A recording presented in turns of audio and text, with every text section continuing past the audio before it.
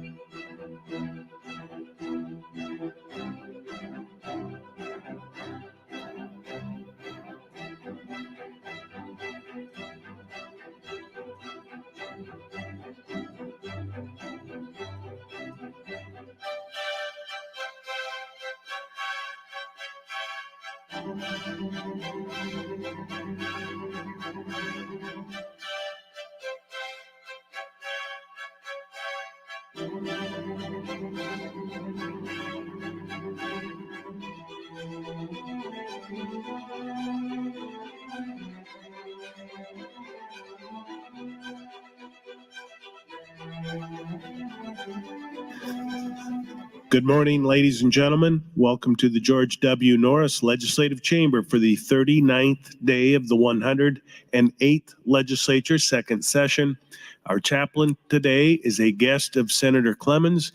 He is Mike Whitney, Sower Church, Lincoln, Nebraska. Please rise. Thank you. If you'd bow your heads and join me in a word of prayer. Lord, I thank you for today. I thank you for all the work and labor that these men and women are doing. I thank you for bringing them to this position in time and in their life for this season, Lord, to lead us as a people. Lord, I pray for your protection, your power, your provision in all areas of their life, Lord, their private life and their public life.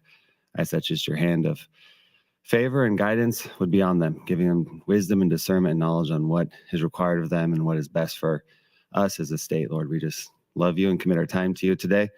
Thank you for today. We commit today to you. In the name of Jesus, we pray. Amen. I recognize Senator Halloran for the Pledge of Allegiance. Please join me in the pledge. I pledge allegiance to the flag of the United States of America and to the republic for which it stands, one nation, under God, indivisible, with liberty and justice for all. Thank you. I call to order the 39th day of the 108th Legislature, second session. Senators, please record your presence. Roll call.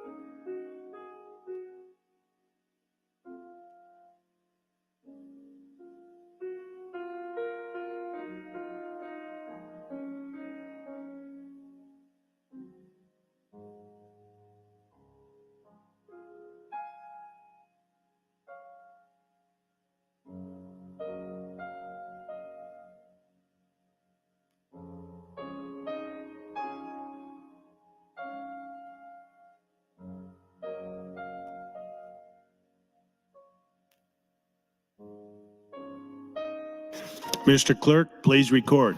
There's a quorum present, Mr. President. Thank you. Are there any corrections for the journal? I have no corrections this morning, sir. Are there any messages, reports, or announcements? There are, Mr. President. Single message from the governor concerning an appointment to the Board of Public Roads, Classifications and Standards. That's all I have this morning, Mr. President. Thank you. While the legislature is in session and capable of transacting business, I propose to sign and do hereby sign legislative resolutions 312 and 313. Speaker Arch would like to recognize the physician of the day, Dr. Henry Deathlifs of La Vista. Please stand and be recognized by your Nebraska legislature.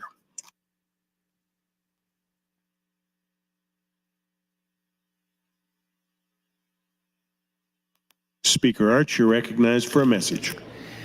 Colleagues, just a quick reminder that tomorrow by 5 p.m. is the deadline for senators to submit to me a consent calendar request letter for any bill which was reported to general file since last Wednesday, February 28th through tomorrow.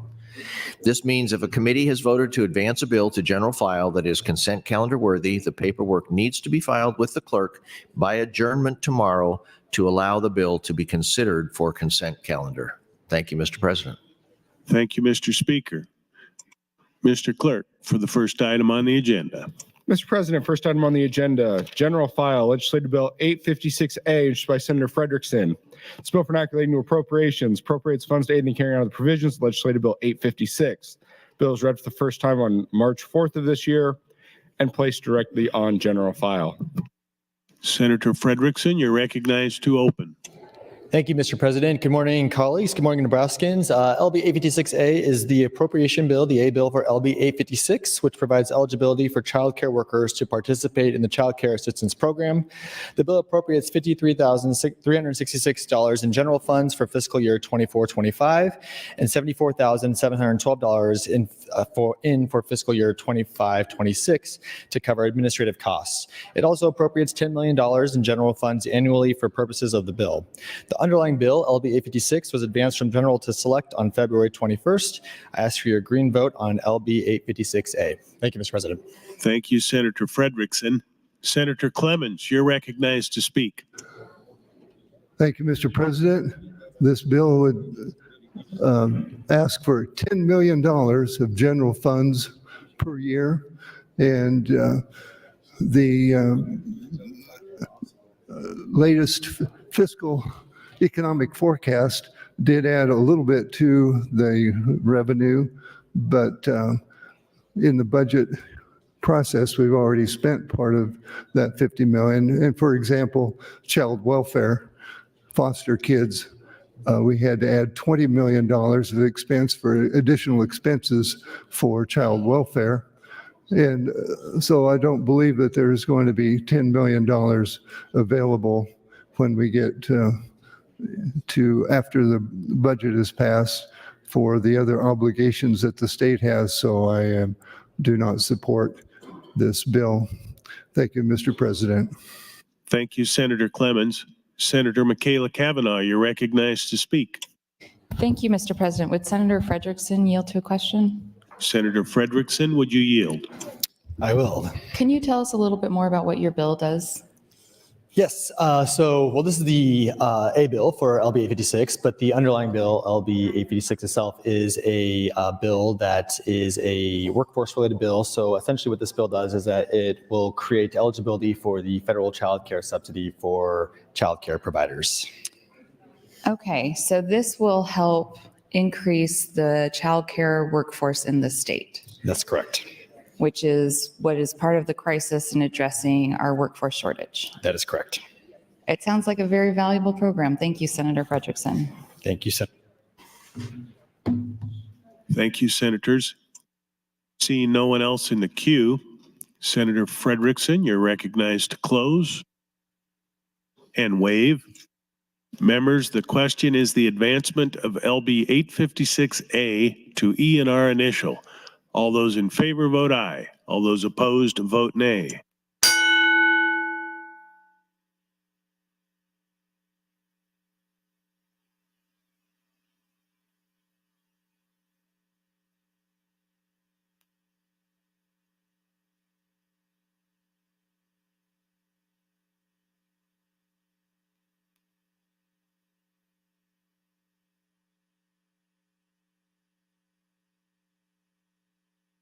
There's been a request to place the House under call. The question is, shall the House go under call?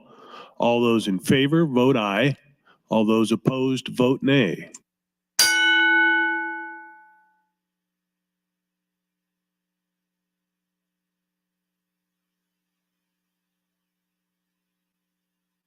Record, Mr. Clerk. 23 ayes, 4 nays, place House under call, Mr. President. The House is under call. Senators, please record your presence. Those unexcused senators outside the chamber, please return the chamber and record your presence. All unauthorized personnel, please leave the floor. The House is under call.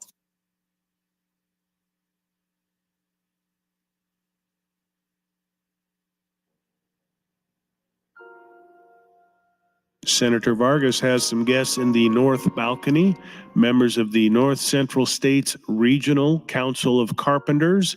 Please stand and be recognized by the Nebraska Legislature.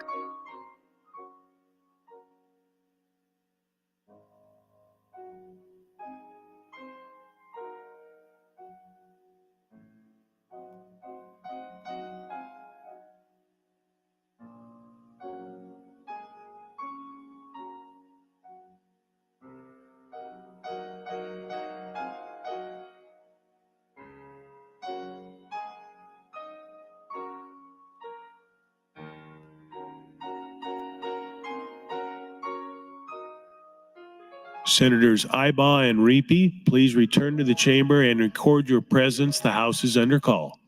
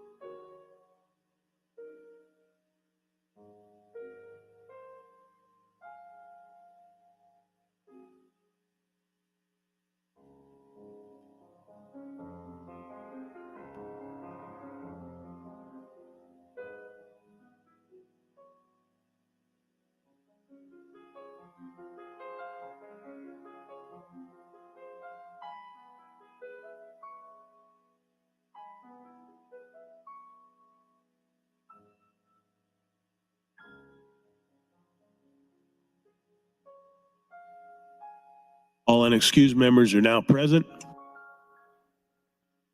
Been a request for a roll call vote. Mr. Clerk. Senator Aguilar. Voting yes. Senator Albright. Voting no. Senator Arch. Voting yes. Senator Armendariz. Voting yes. Senator Ballard. Voting yes. Senator Blood. Voting yes. Senator Boston. Voting yes. Senator Bostar. Senator Bostelman. Voting yes. Senator Brandt. Voting yes. Senator Brewer. Voting yes. Senator John Kavanaugh. Voting yes. Senator Michaela Kavanaugh. Voting yes. Senator Clements. Voting no. Senator Conrad. Voting yes. Senator Day. Senator DeBoer. Voting yes. Senator DeKay. Voting yes. Senator Dorn. Voting yes. Senator Dover. Senator Dungan. Voting yes. Senator Erdman. Voting no. Senator Frederickson. Voting yes. Senator Holleran. Voting yes. Senator Hansen. Senator Hardin. Voting no. Senator Holcroft. Voting yes. Senator Hughes. Voting yes. Senator Hunt.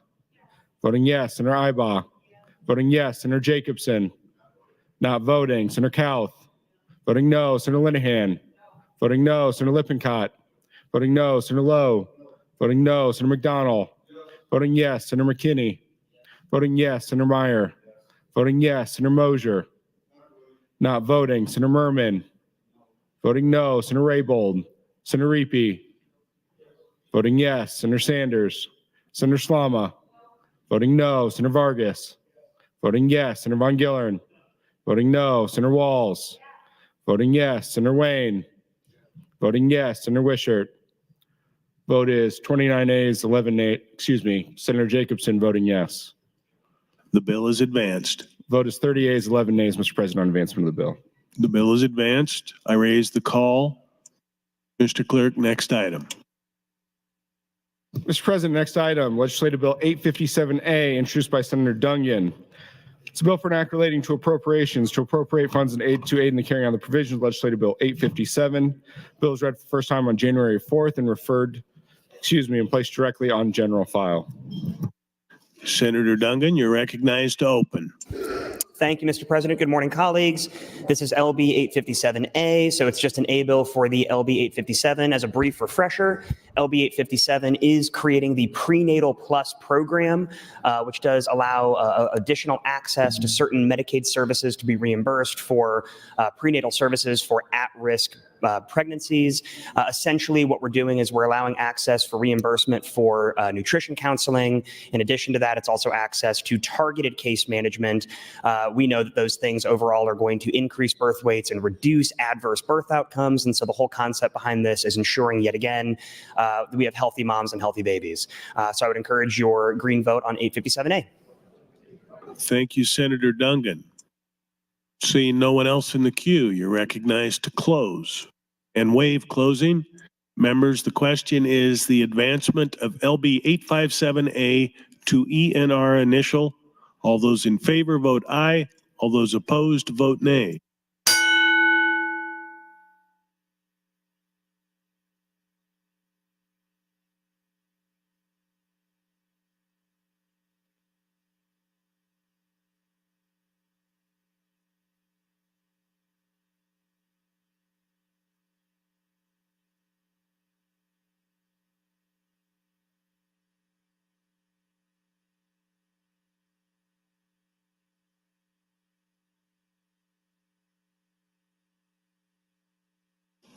Record, Mr. Clerk. 38 ayes, no nays in advancement of the bill, Mr. President.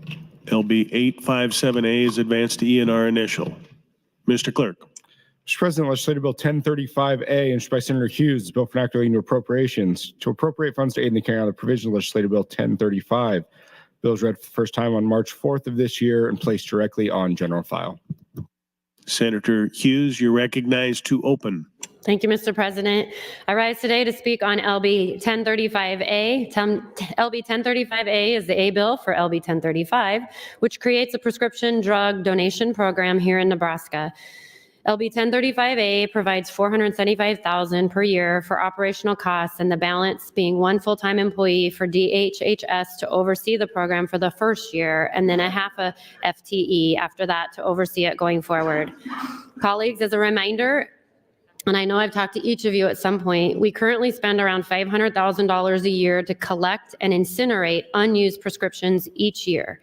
In fact, we dispose of 30,000 pounds of medication each year through our disposal program.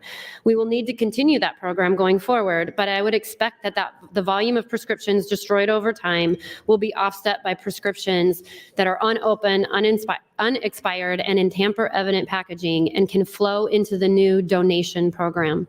Further, I would like to remind my colleagues that their green vote for LB 1035A will provide direct savings to our state in terms of reduced healthcare costs as a result of these donated prescriptions finding their way back to help Nebraskans who currently cannot afford them. I'd be happy to answer any questions my colleagues may have about LB 1035A or LB 1035 itself. Otherwise, I'd really appreciate your green vote. Thank you, Mr. President. Thank you, Senator Hughes. Seeing no one else in the queue, you're recognized to close and waive.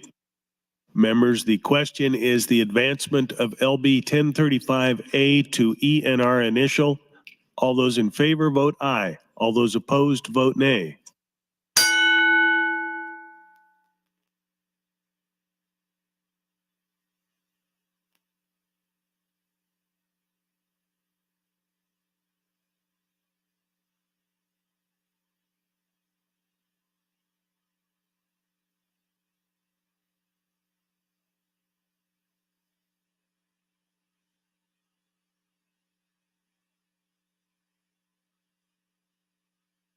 Record, Mr. Clerk. 40 yeas, no nays on advancement of the bill, Mr. President. LB 1035A is advanced to ENR initial. Mr. Clerk. Mr. President, Legislative Bill 175, Mr. President, introduced by Senator Dungan. It's a bill for an act relating to civil actions, adopts the Residential Tenant Clean Slate Act, and provides an operative date. Bill was read for the first time on January 9th of last year and referred to the Judiciary Committee. That committee placed the bill on general file with committee amendments. There is an additional amendment, Mr. President. Thank you, Mr. Clerk. Senator Dungan, you're recognized to open. Thank you, Mr. President. Good morning, colleagues. I am here today to introduce LB 175, which is, at its core, a modification and update to laws surrounding the Nebraska Uniform Residential Landlord and Tenant Act. Before I dive into what it all does, I want to take a moment to thank Senator DeBoer for prioritizing this bill. Senator DeBoer has worked on these issues for years and has always been a leader bringing everyone to the table in order to find compromise and common sense paths forward on legislation. I also want to take a moment to thank all the stakeholders that I've worked with along the way in getting to this point. The result of many months of work and many meetings with everyone involved, from courts to attorneys and representatives of both landlords and tenants, is this compromise bill that incorporates portions of both my LB 175 as well as LB 1115, both of which came out of the Judiciary Committee 8-0. Let me start by explaining what LB 175 does, and then I will explain a little bit more about the committee amendment and the additional amendment that's already been filed. LB 175 creates the Residential Tenant Clean Slate Act. This Clean Slate Act is modeled after how we currently handle criminal cases, wherein if a charge is ultimately dismissed or a defendant is found not guilty, the information is sealed from public access. This legislature made the decision that if someone is not actually convicted of a crime, the potential ramifications of having it follow you throughout your life would be significant. This legislation contained in LB 175 follows the same logic, codifying the idea that if an individual is not actually evicted, they should not have such a filing follow them indefinitely into the future. This concept is not new, but you will see in AM 2754 that after meeting with the aforementioned stakeholders, a compromise has been reached wherein we've struck certain original provisions of the Clean Slate Act. As it is written in AM 2754, the only tenants that would be eligible for clean slate relief would be 1, tenants where a trial court has issued an order dismissing an eviction against a tenant; 2, a case where an eviction has been reversed or vacated; or 3, circumstances where a writ of restitution is never executed, meaning the petitioner or the landlord never fully pursued completion of the eviction process. Each of these 3 provisions are necessary to encompass the different ways that each county in Nebraska handles evictions, but all 3 get at the same situation, which is a tenant who has never actually been evicted. In those circumstances, the court would issue an order for clean slate relief, ordering that records related to the eviction proceeding not be a part of the public or disseminated to the public. Let me highlight, colleagues, what this bill does not do. With this compromise amendment, it does not allow any tenant who has been properly evicted to go back and later have their record sealed. It also does not prohibit any landlord from running any kind of background check, nor does it prohibit them from requiring references from past landlords. The goal of this bill is simply to ensure that the court history of an individual accurately reflects the outcome of their court proceedings. I'd like to turn now to the second portion of the bill, which is going to be added in with AM 2754, and we will discuss more when that amendment comes up, which acknowledges the current likely unconstitutional nature of our landlord-tenant statutes and restores the right to jury trial for both tenants and landlords in an eviction proceeding. This modification stems from a Nebraska Supreme Court case that was decided in 2023. That case, NP Dodge Management Company v. Holcomb, was regarding an eviction matter, and one of the main challenges was that our current landlord-tenant statute is unconstitutional as written, by virtue of the fact that it specifically prohibits the right to a jury trial for an eviction action, one of only 8 states in the country to do so. In fact, Nebraska allowed for jury trials in these exact same kind of proceedings up until 1995, when it was seemingly unintentionally removed as part of a larger package. While the court ultimately decided the case on another issue, one of our Supreme Court justices, joined by others, issued a concurring opinion wherein they agreed with the court's ruling on the other issue, but went further to explain in great detail the legal reasoning behind their belief that the ban on a jury trial for evictions is very likely unconstitutional. They specifically go so far as to suggest that the legislature should take up the issue before it reaches the courts again, seemingly to avoid confusion, chaos, and an abrupt halt in any and all proceedings that would likely occur when our current statute is found unconstitutional. The Supreme Court does not issue these opinions lightly, nor do they do so often. Having read the opinion, I began working with stakeholders, again, across the spectrum to try and create a solution that is equitable to all parties, functions in all courts, and prevents the legitimate crisis that would occur if and when a case makes it to the Nebraska Supreme Court and this issue is ultimately decided. Colleagues, it's my understanding that cases are currently pending that will force this issue before the court, and so that's why this is something we need to address immediately. The proposed process and procedure is intended to give everyone a fair opportunity to have their rights honored while balancing that right with the real need for cases to move quickly and efficiently, and for landlords and property owners to have an opportunity to be made whole, both in property and financially. Finally, colleagues, there are several small and logistical changes that will have to be made between general and select. And I've been working closely with judges, attorneys, senators, landlords representatives, and tenants representatives to ensure that we have a process that actually works. For example, a modification will have to be made in order for consumer reporting agencies, credit bureaus, and background check companies to have the ability to accurately reflect someone's history. We are committed to working with everyone between now and select to address any remaining concerns that they may have. And we've already agreed, for example, to add additional language suggested by realtors to ensure that attorney's fees can be claimed by both parties, tenants or landlords, in the event that a contract or a lease is violated voluntarily. I know this issue can be complicated, but I do appreciate your time and consideration. I'm happy to answer questions anyone might have, and I do anticipate a somewhat robust discussion today, but I would encourage at the end of all of that your green vote on LB 175, as well as the committee amendment and ultimately AM 2754. Thank you, Mr. President. Thank you, Senator Dungan. As mentioned, there is a committee amendment. Senator Wayne, you're recognized to open on the committee amendment. Thank you, Mr. President. Colleagues, I just want to clear up kind of what had happened and why there's an additional amendment after this. So in the committee, we've been as you know, we have a lot of bills, and we've been this new thing is where you file an amendment. I think it's new to me because I've done it. If you file an amendment, you have to get a new amendment number, which we never had to do before.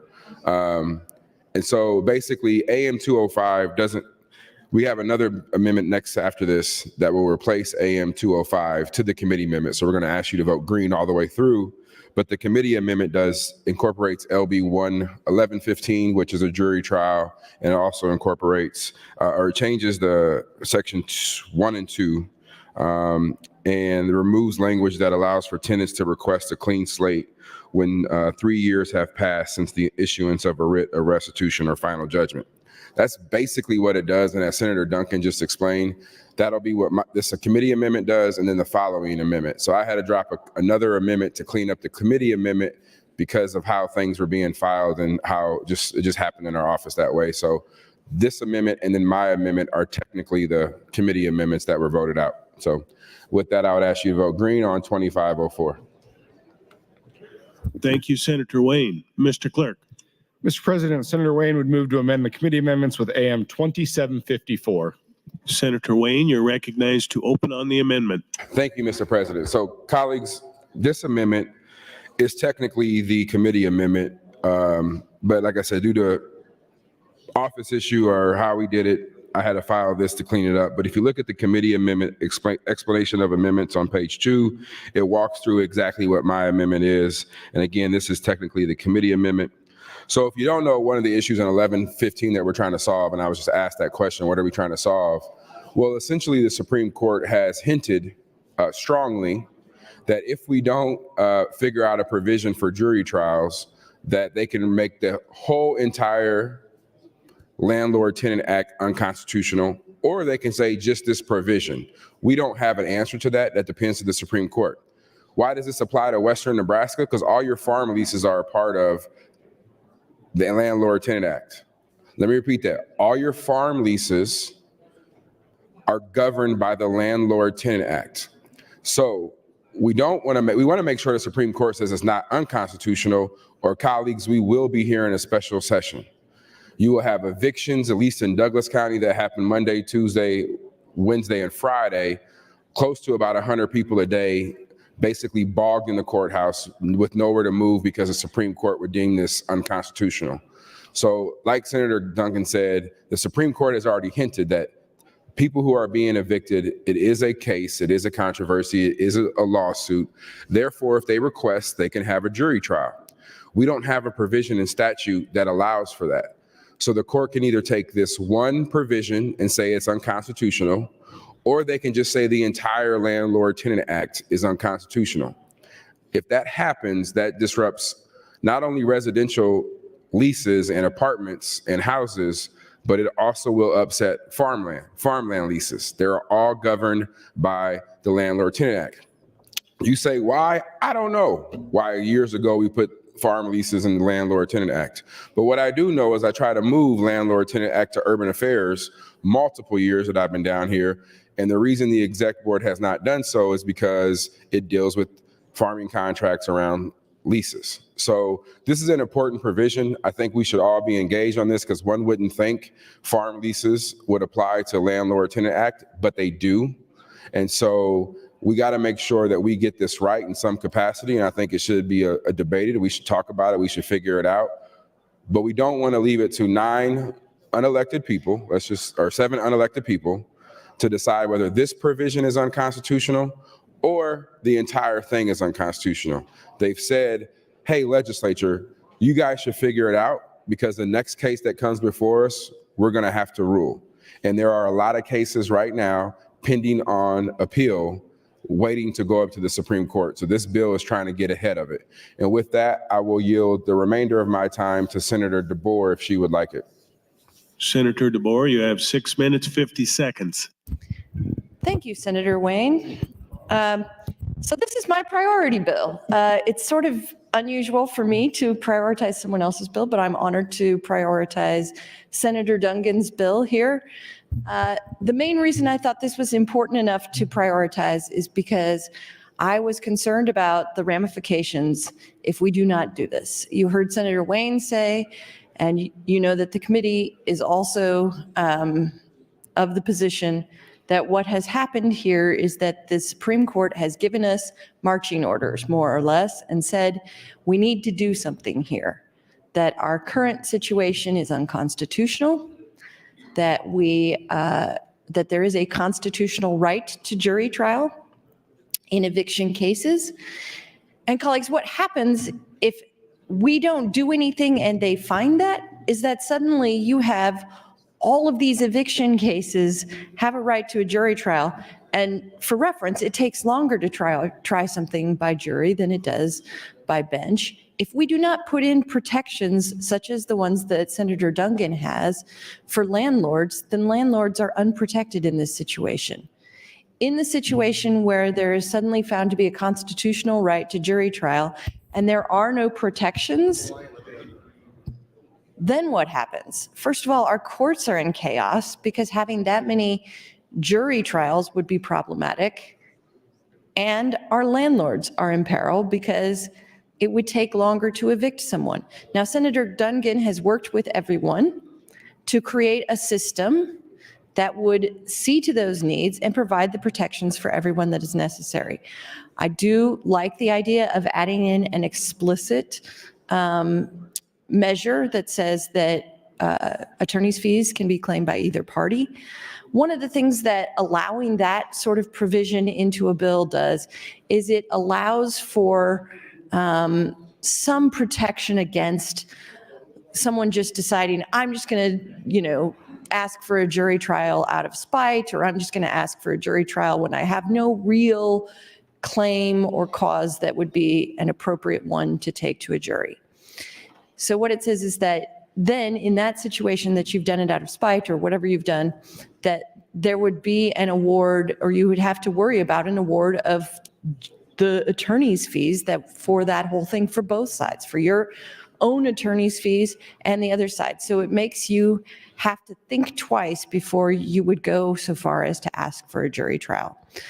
The other piece that I think is really important is putting the rent that's due during the pendency of the trial in escrow with the court so that that money is there. It also means that if you don't have the money to live in the place that you're going to live in, that you're living in, you don't have the money to put in pendants into the escrow with the court in the pendency of the trial. So it also further reduces the number of folks who are going to be asking for jury trials. The idea is that we were only going to have jury trials for just that narrow group of people that have the money to put into escrow, that have the ability to pay that amount of money, that are willing to take the risk because they know that their claim, their case is good enough that they are willing to take the risk of the award of attorney's fees. So this is a very narrow group of people, a very narrow number of cases that would actually result in a jury trial. Otherwise, if we don't do anything, which we were invited to do, if we do not do anything, then there's sort of mass chaos, right? So then the number of, I got some information, it's not hundreds, but thousands of cases per year in Lancaster, in Douglas County, in other counties. So these evictions, there are lots and lots of them. If all of those had to go to jury trial, I don't know how we would find that many jury pools. I can't imagine how that would work. It would be a really bad thing to happen to our court system. We've got to have some guardrails. We've got to have some ability to provide for these situations with some protections for the court and protections for everyone involved to make sure that we're not just all of a sudden going to find ourselves in a bad situation. We would have to come back. We would have to come back for a special session. And even then, the damage would already have been done because these evictions are happening very, very regularly. I don't know if it's every day in every county. I think it's once a week in most. I don't know, but maybe it's every day. I should look that up. I will look that up. But the point is that as soon as that decision came down, it would be immediately effective. And then in the time it took us to get together, to pass a bill, we'd already have really had quite a problem in our court system in that amount of time. So what Senator Dungan has done here is very thoughtful. He has included all the parties. He has repeatedly said to anyone who would listen, if you have an idea for another safeguard, if you have an idea for another way to make this bill better, he'll take it. You heard the other day, he talked to some of the judges, and they said, look, we've got to add in a little technical piece here or there. And he says, absolutely. I mean, this is the situation we're looking at here. We're looking at someone who wants to work with everyone. We're facing a bad thing for our courts if we don't fix this. We're really in a situation where we have to be thoughtful. We're asked to be good governance here, where we're thinking about how do we make this work for everyone. And if you have ideas, I mean, I think we're going to have a little bit of a discussion today. If you have ideas of how to make this bill better, I think Senator Dungan is happy to listen to them. I think if you go over and talk to him, I think he would be happy to listen to your ideas. If there are others that you know of that are not in this room that have ideas. That's your time, Senator. Thank you, Mr. President. Thank you, Senator DeBoer. Senator Bostelman would like to recognize some guests in the North Balcony. Fourth graders from David City Elementary in David City. Please stand and be recognized by your Nebraska Legislature.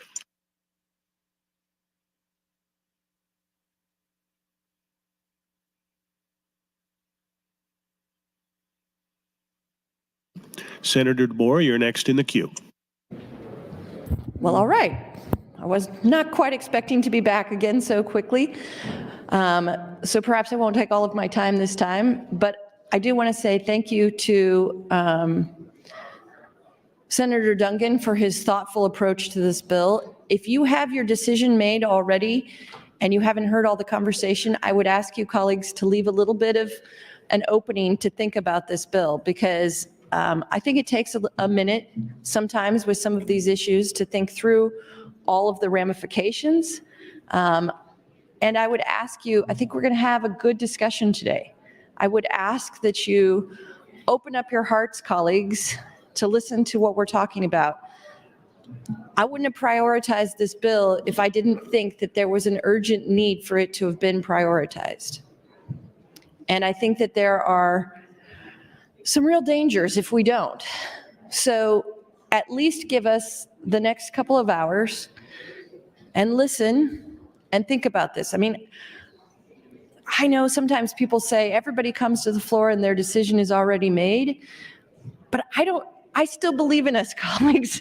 Maybe I'm naive, but I think that we still have the ability to listen to each other, to listen to the facts, to listen to both sides of an argument.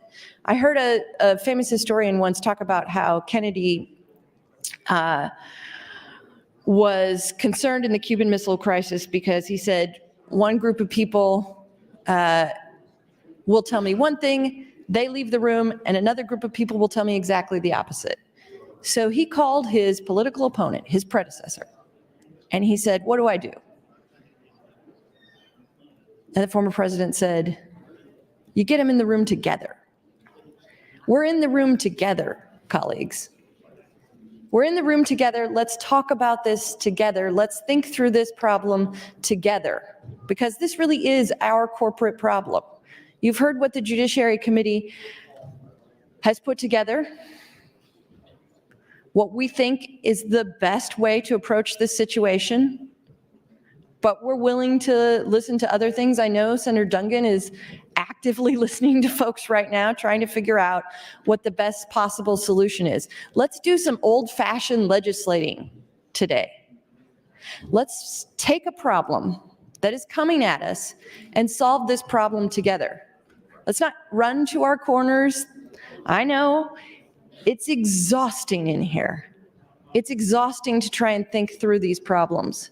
There are a lot of problems, a lot of issues, a lot of causes that face us. But let's try to work together to find the best solution. So I'm going to be open to listening to what everyone else says. And I would ask you colleagues to be the same way, to think through these issues together to find a solution to what is coming at us, and to make sure that we protect our courts, we protect our landlords, we protect our tenants, we protect everyone involved. Because this is a duty that we cannot avoid by just trying to ignore it. This is coming. Thank you, Mr. President. Thank you, Senator DeBoer. Senator Slama, you're recognized to speak. Thank you, Mr. President, and good morning, colleagues. I rise today opposed to all of the AMs and LB 175. I am opposed to LB 175 to the extent that I will be taking this 8 hours in a filibuster unless somebody shows me a card with 25 no votes, in which case I will sit down and we can bring an end to this. It's not anything personal against Senator Duncan or Senator DeBoer or Senator Wayne or the work of the Judiciary Committee. And I do agree with Senator DeBoer on one point. I do ask that we take our time today to listen to debate. She asked you to open your hearts. I'm asking you to open your mind. We're going to... I'm sorry, Wendy. I just had to. Senator DeBoer. We're going to have a really good discussion about the mechanics of this bill and what the repercussions actually will be if this bill gets passed, if this doesn't get passed. And we're going to have a debate, and I'm going to try to stay away from the legalese. We'll have some, I'm sure, because we are talking about on the second AM we have on the board, AM 2754, which brings on the provisions of LB 1115 about constitutionality, right to a jury trial, that sort of thing. I'll just handle this now and I'll repeat it throughout. It's kind of absurd to claim that the Nebraska Supreme Court's just going to come in with an Uzi and claim that the entire Landlord-Tenant Act is unconstitutional when it comes to this issue on right of a jury trial. I've reviewed the cases, I've reviewed their opinions. Like, they're not going to come in and rule this en masse unconstitutional. We are not going to be sitting here in a special session with evictions run wild. That's just not how the Supreme Court operates. That's not like, so like when that boogeyman is pointed towards, I'm asking you to like be realistic. Is the Supreme Court going to repeal an entire very large set of statutes in order to appease one thing? And we will have a debate on this back and forth. I know Senator DeBoer is shaking her head no at me. But I am going to take my time on this because we do need to go through the Supreme Court where I think they'll go on this, because I think it's an entirely different place than where Senator Duncan and Senator DeBoer are claiming it'll go. We also need to go through the statistics and how this process works if you are a landlord and if you are a tenant, because I do think there is this misconception that we have landlords as boogeymen running around filing eviction notices for people who are 30 minutes late paying rent. That's just not, it's an abuse of our court system. It's not to say that it doesn't happen, but that's not what we're talking about the overwhelming majority of the time here. I do think this bill is about transparency. I fought against this bill when it was LB 128, when Senator McAllister brought it, when I was still in Judiciary Committee, and I'll fight it now. And I'll do it the old-fashioned way, through filibuster. And I was actually thinking about it this morning, and I was thinking about it on my drive into work, not to give away my address or anything, but I do have to drive on the gravel part of Highway 67 to get to Highway 2 and to get on my way to work. And every day I have to drive on this gravel highway, and it reminds me of the idiocy of government and like the problems that government thinks it can solve, but yet we are sitting here in 2024 with 10,000 miles of paved highways in the state, and we still have 44 miles of gravel highways, and I just happen to live off of one of them. Thank you, Mr. President. And I bring up that because it made me think of an old friend of mine who was one of my mentors and one of my closest friends. Former State Senator Scott Lautenbach, who was really one of the greats here. And yeah, the sun is still going to rise in the east and set in the west if this bill passes. But for me, I see this as a slippery slope. For now, it's just preventing landlords from doing checks on certain types of eviction notices filed against tenants. But next year, it's going to be the full 3-year Clean Slate Act. And then the year after that, we're going to be getting into New York and California style laws where you can't even look at the criminal history of potential tenants. So I'm fighting against this. I'm fighting against it the old-fashioned way, like my friend and mentor taught me to do. Thank you, Mr. President. Thank you, Senator Slama. Senator Lowe has some guests in the north balcony. Members from Youth Leadership Kearney, Nebraska, please stand and be recognized by your Nebraska Legislature.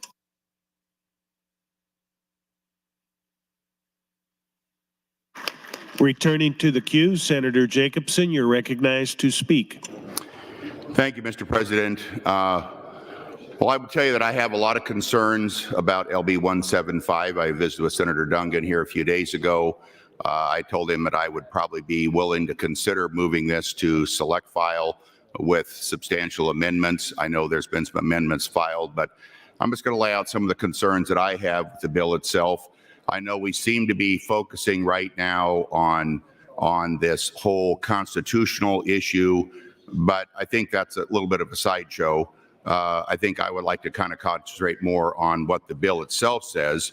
I mean, if we want to deal with the constitutional issue, then let's deal with the constitutional issues separate from some of the other issues that are going on in this bill. As a lender, I can tell you that I've had a lot of experience with loaning money to private individuals who build or purchase rental properties. And I can tell you they have a hard time making their payments if their tenant's not making payments to them. But people get evicted for reasons other than non-payment of the rent. They have other hazards. They may be cooking meth.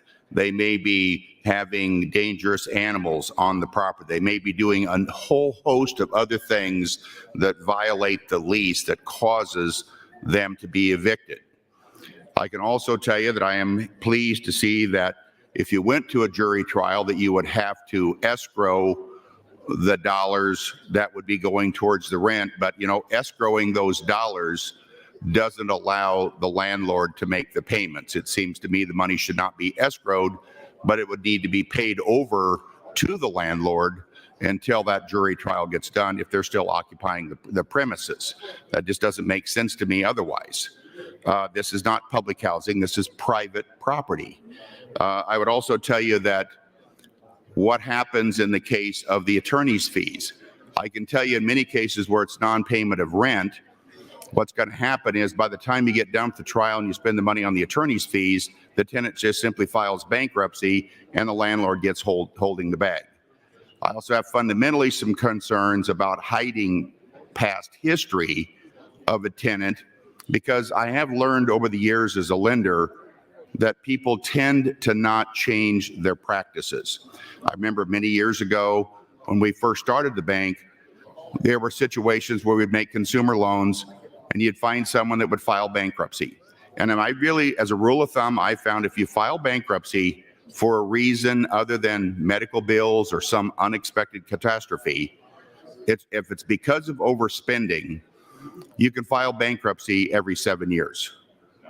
I can give you a whole list. I won't, but I could give you a whole list of people who filed bankruptcy because of problems, got rid of all their debt. 7 years later, guess what? Filed again. 7 years later, guess what? Filed again. That's why it's important for landlords to know who's going into their property. And if they were evicted, why were they evicted? Was it because they damaged the property? Was it because they were cooking meth? Was it because they had animals that they didn't want that were a hazard to the neighborhood? I need to know that as a landlord, and I should have the right to know that. So there's where my concerns are with the bill. I know Senator Wayne had a couple of clarifications that he wants to make as it relates to the amendments that are on the board. So I'm going to yield the remainder of my time to Senator Wayne to clarify that. Thank you, Senator Jacobson. Senator Wayne, you have 1 minute, 15 seconds. Colleagues, thank you, Senator Jacobson. Thank you, Mr. President. Colleagues, I just want to be clear. This amendment falls on Senator Wayne. And what I mean by that is, in the committee, there were a lot of things going on, and we made a make a so amendment to include LB 1115. As we were reporting out, I reported out too early. and I forgot to include this amendment. So we talked to the clerk and said, either we can pull it back and do one amendment, and he said it's cleaner to just do an amendment this way so everybody knows what's going on. So if you look at the committee sheet and you look at the amendment, it has an explanation of AM 2754. That is the amendment that we all voted on that came out, I think 8-0. There is no issues. So don't be confused by the Wayne amendment up there. That is just me saying that there was a mistake on how I processed this to get it out. And that's nothing more. And if you don't believe me, you can ask the people on my committee, Holcroft, Bosin, DeBoer, McKinney, Ibach, Blood, Decay. I'm going through the room. I think that's everybody. Thank you. Thank you, Senator Wayne. Mr. Clerk. Mr. President, announcement, the Business and Labor Committee will be having an executive session under the north balcony at 10 o'clock a.m. Business and Labor Committee under the north balcony executive session now. Thank you, Mr. President. Thank you, Mr. Clerk. Senator Erdman, you're recognized to speak. Thank you, Mr. President. Good morning. I listened to the conversation with Senator Dungan in explaining this, and I'm trying to figure out exactly what issue we're trying to solve here. I have a concern that this may be different in Douglas County, Lancaster County, that is in my county.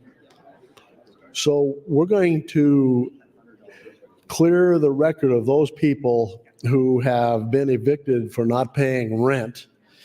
And this is a scenario that I think I understand. I'm going to ask, is Senator Duncan in the area, if he would yield to a question. But I think this is what it means, at least I believe this to be the case, is that if a person has not paid me for 2 months and we go to court and he walks in and gives me the 2 months rent, then he and I are square because he's paid me. And then that would be the issue that they would write off of his record, rather than if we actually had a trial and he was evicted. I hope that I'm understanding that correctly. But otherwise, I don't understand how we can have a jury trial. I don't understand where in the Constitution it says you can have a jury trial for civil issues.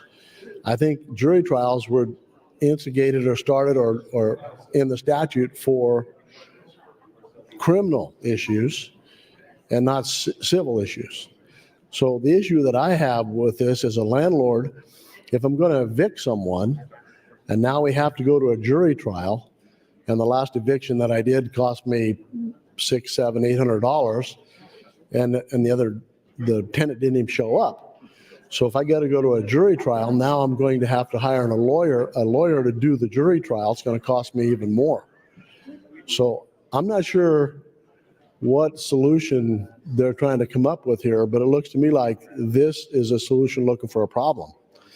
And so at this stage of the game, I'm a no on this bill and on these amendments until I can figure out what the cost is going to be to me. And I see in the committee statement there was a significant number of people who testified in opposition.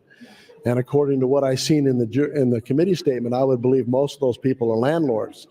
And I think they understand exactly what this would mean to them, and they were in opposition. So until someone can clear up for me why this would not be a bigger burden on a landlord, I'm going to be in opposition to these bills.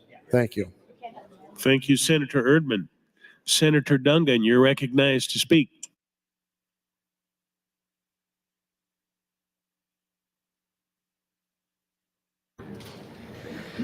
Thank you, Mr. President. Sorry, I was in the back talking with some colleagues. Well, there's already been a very robust conversation going on today, which I appreciate. I anticipated some of this. I want to say thank you to my colleagues who have asked me questions about this. Like I indicated in my intro, this is a very complicated portion of law, and we have not gotten to where we are today without many, many, many conversations happening, again, with a number of people. I would like to remind my colleagues this did come out of Committee 8-0, so this is not something that was strong-armed through, and it was through many of those conversations where we've already really worked, I think, a lot of the guardrails and compromises into this bill in a way that I think is very equitable, and honestly just kind of works. I wanted to answer a couple of the questions that I've had already, and I think there's some confusion about what this bill does or doesn't do. As Senator Wayne indicated, AM 2754 essentially is the committee amendment. It is fixing the committee amendment that's on the board to make it what the committee amendment was intended to be. In that, there are things that are struck from the Residential Tenant Clean Slate Act in order to accommodate some of the concerns that people have indicated to me they already had. One of those that I keep hearing, I guess, as I'm walking around the floor and talking to people, is a concern that somebody who has been evicted can now go back and ask for their eviction to be taken off their record. I want to be very, very clear. That is not what this bill does. What this bill does targets specifically individuals who had an eviction action perhaps brought against them, but ultimately that eviction was dismissed or vacated or reversed because the person who had that brought against them did what they were supposed to do or worked out some sort of agreement or otherwise got together with the landlord or the company or the property management company and figured out a solution. So why do we need this? I've said for time and time again, I think 95% of renters are good actors. I think 95% of landlords are good actors, but obviously there are some bad actors out there. And there's some who aren't even bad actors, but they just have a process and a procedure that is different than maybe we think it is. For example, let's pretend a tenant misses rent by 1 day. Most landlords provide 14 additional days to pay your rent and you're fine. There are some companies out there that by practice and by process file an eviction notice or could file an eviction notice immediately after 1 day, 2 days, 3 days, whatever that may be. Then something gets worked out between the landlord and the tenant, and the landlord then asks for that to be dismissed or that eviction is ultimately dismissed. Right now, that then, if you do a background check, shows up as an eviction or at least an eviction proceeding against that tenant. What we're trying to avoid here are those kind of people who are doing what they're supposed to do or ultimately came to some agreement with the landlord and the landlord said, I agree, I don't want to pursue this eviction action. We're going to back off. We're going to have it dismissed or it's going to be vacated because you met certain criteria and now it's going to be off your record. Anybody who's properly evicted or has their eviction perfected, at the end of the day, that's going to stay on their record. This does not allow them to come back and ask for it to be sealed. That is specifically what we cut out. So this only goes towards those individuals who never have an eviction actually executed. In addition to that, I wanted to talk a little bit briefly, I know I'm going to run out of time here, about our Supreme Court's decision or the concurring opinion. I know Senator Slama had some concerns or I think brought up the image of them coming in with an Uzi to eviscerate our statute. That's not what I'm saying. But I think Senator Wayne outlined very clearly what the concerns are. If/when they find, thank you, Mr. President, that this statute is unconstitutional, they can do one of two things. They could find the entire landlord-tenant unconstitutional and it would go away and we'd have chaos, or they could just strike the provision saying you can't have a jury trial.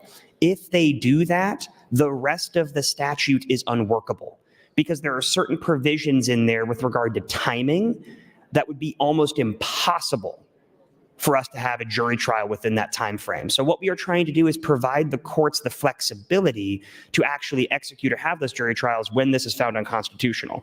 I would also emphasize, again, we're one of 8 states that has banned these. The U.S. Supreme Court has found that you have the right to a jury trial for evictions, along with Alabama, Georgia, Maine, West Virginia, Florida. All of those have already reached the decision that this is, in fact, a legal issue and you have the right to a jury trial. So again, colleagues, I don't think it is an if, I think it's a when, and we need to act now. Thank you, Mr. President. Thank you, Senator Dungan. Senator Brandt, you're recognized to speak. Thank you, Mr. President. I believe I stand in support of both amendments and LB 175 today. I've been doing some research. I've been asking a lot of questions. Would Senator Dungan be available for a question? Senator Dungan, would you yield to some questions?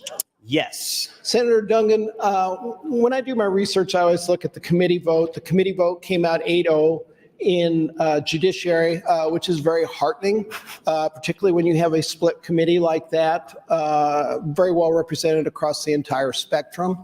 But I did notice in the testimony that I believe all the opposition were landlords. Is that correct? I believe for the most part, yes. I think there might have also been some opposition from the realtors. We've worked with them at this point. There is in fact an amendment being drafted right now that they would be supportive of. And I think that that would also get them on board. They are neutral at this point. I think we can actually get them supportive with that amendment. So we're working on that. And when you're saying the realtors are neutral or the landlords? So the realtors are currently neutral, and I think we can get them supportive with this amendment we're working on. And their main concern is what?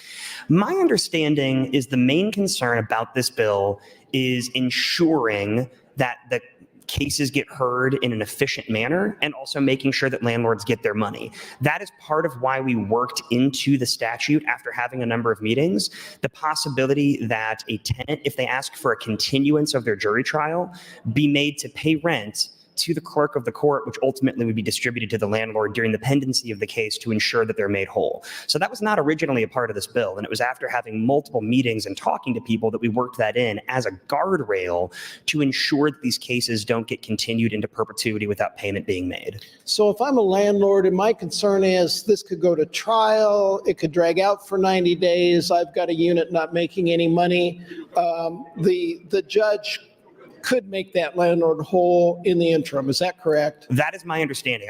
One thing we are not trying to do with this is tell judges what they can and can't do.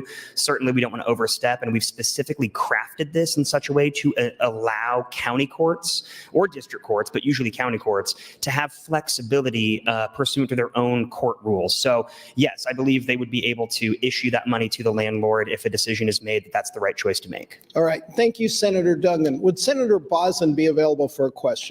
Senator Boson, would you yield to some questions? Yes. Thank you, Senator Boson. There's been some concern that there's going to be this tsunami of jury trials hit the market here if this passes. And I know you sit on the Judiciary Committee, and you showed me some information historically in Nebraska prior to this rule being changed on jury trials. Can you tell me about that? Sure.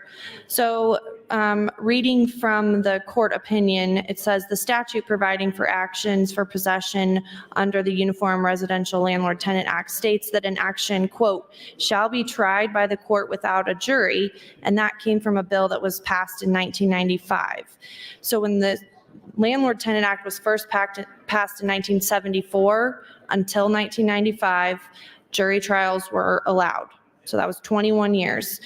It's my understanding that in 1995, the basis for adding the language was that no one was using or utilizing the jury trial option. And so I was looking so that I could answer with a little bit more confidence what that number is, and I haven't found it yet. But my understanding with confidence is that it was a very, very low number such that no one was using the right to a jury trial. Thank you, Senator Boson. That was very helpful. Is that time? 1 minute. All right. Thank you.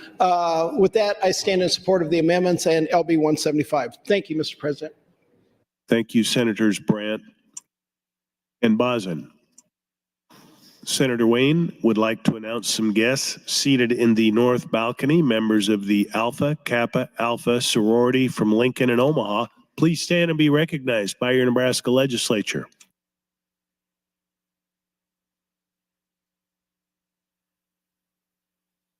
Returning to the queue, Senator Linehan, you're recognized to speak. Good morning, Mr. President, and good morning, colleagues. I rise in support of the amendments and the bill. And I have been a landlord early in my, I guess, midlife. I don't know what early is. I was grown up, but not very old. We had rental property, and I know what it's like not to have your tenants pay rent. I know what it's like to go in and clean up a house that hasn't been taken care of. I know how tough it is to be a landlord. But this is what I also know. I know that the Bar Association has a volunteer project that helps people not get evicted. And if they show up, if they happen to have, Bar gets enough attorneys to show up, a lot of people end up not getting evicted. But if they don't have an attorney and They don't even know to show up or scared to show up. They get evicted. It's gone way too heavy. The results are swinging way too heavy to the side of the landlord. We can't, and I also know, because I have somebody in my family that works in this issue, that this results in moms with little kids getting evicted in December, January, February. And until we come up with some program where that doesn't happen, we need to pass this bill. Now, should it all be on landlords? Nope, absolutely not.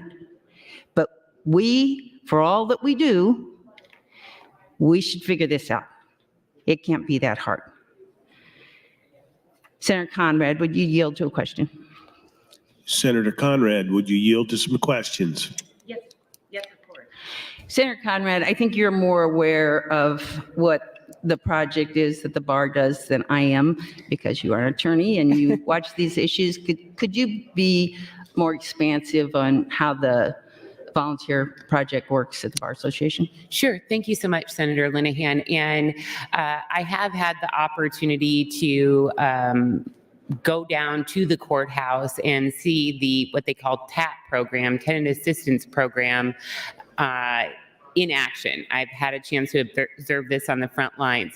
So thankfully, due to the leadership of the Bar Association and the law schools, they bring together private attorneys who are acting on a pro bono basis with law students to give them experience to represent Nebraskans that are facing evictions. From my understanding in talking to people at the courthouse, everyone is appreciative of this program, because when people are represented, there's better outcomes and the system works better for the landlords, for their lawyers, for the judges, for the court staff. And as you noted previously, if folks are not represented, what happens is they end up getting default judgments that then impact their credit reports, impact their ability to secure other housing, et cetera. When they are represented, it's a dramatic shift. Those evictions go down to less than 5%. And what happens instead is the attorneys negotiate payment plans, pay and stay. They negotiate a consensus plan for moving out, so it doesn't happen in an abrupt manner and disrupt children. There's a host of positive outcomes that happen when Nebraskans facing eviction are represented, but the Bar Association always needs more people to step up. And in fact, that is because of that experience, I actually have 2 bills pending this year to ensure that, one, if we're paying out court fees to public interest legal services providers, they should be providing legal services, number one.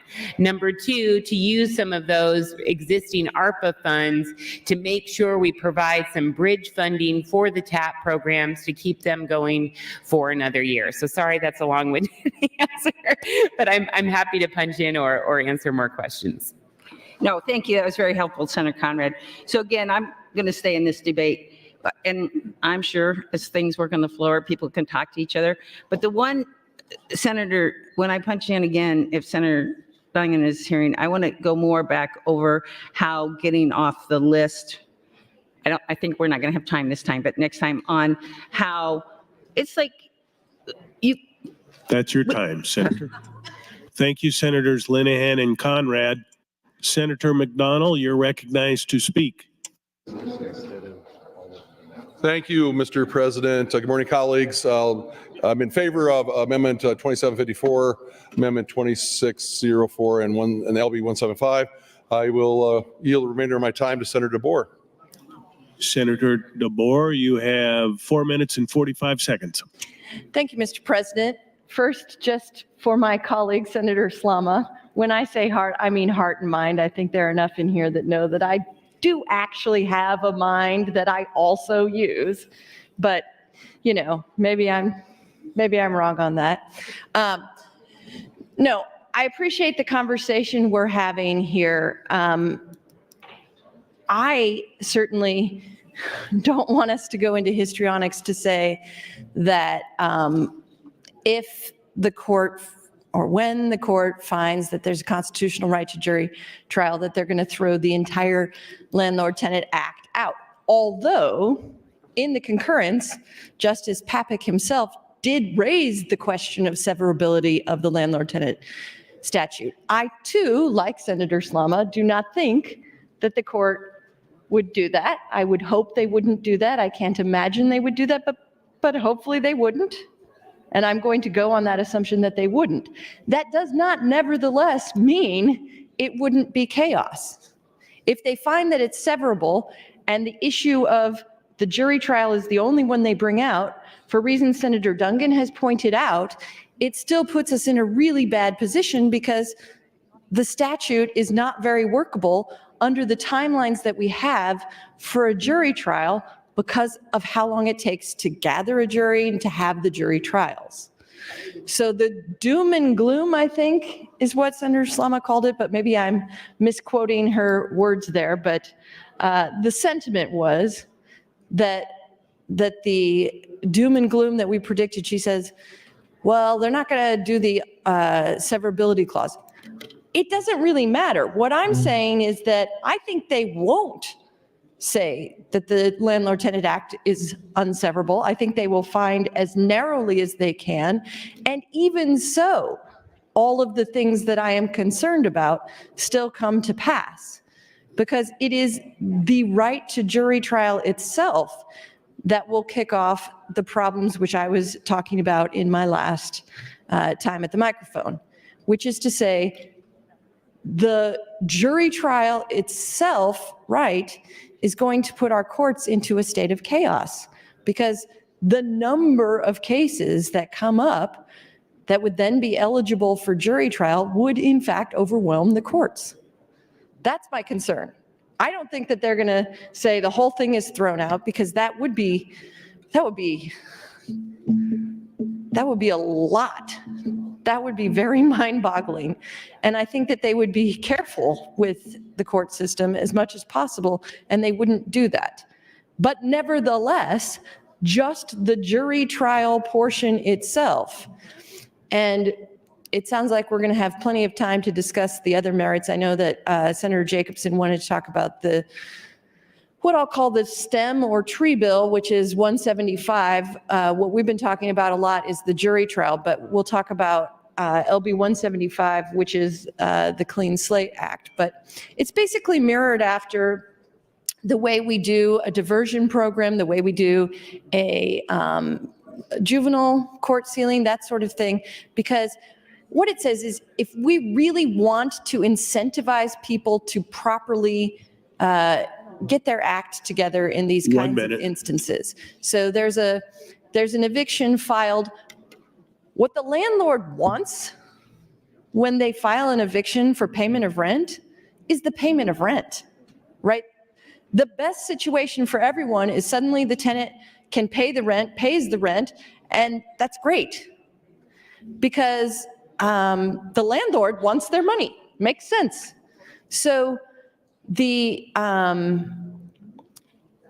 idea that what we want to do first and foremost is get them to pay their rent in that situation is to say, how do we make it so that that is the outcome that everybody wants, that the tenant wants, that everybody wants, regardless of whether the tenant has already moved out.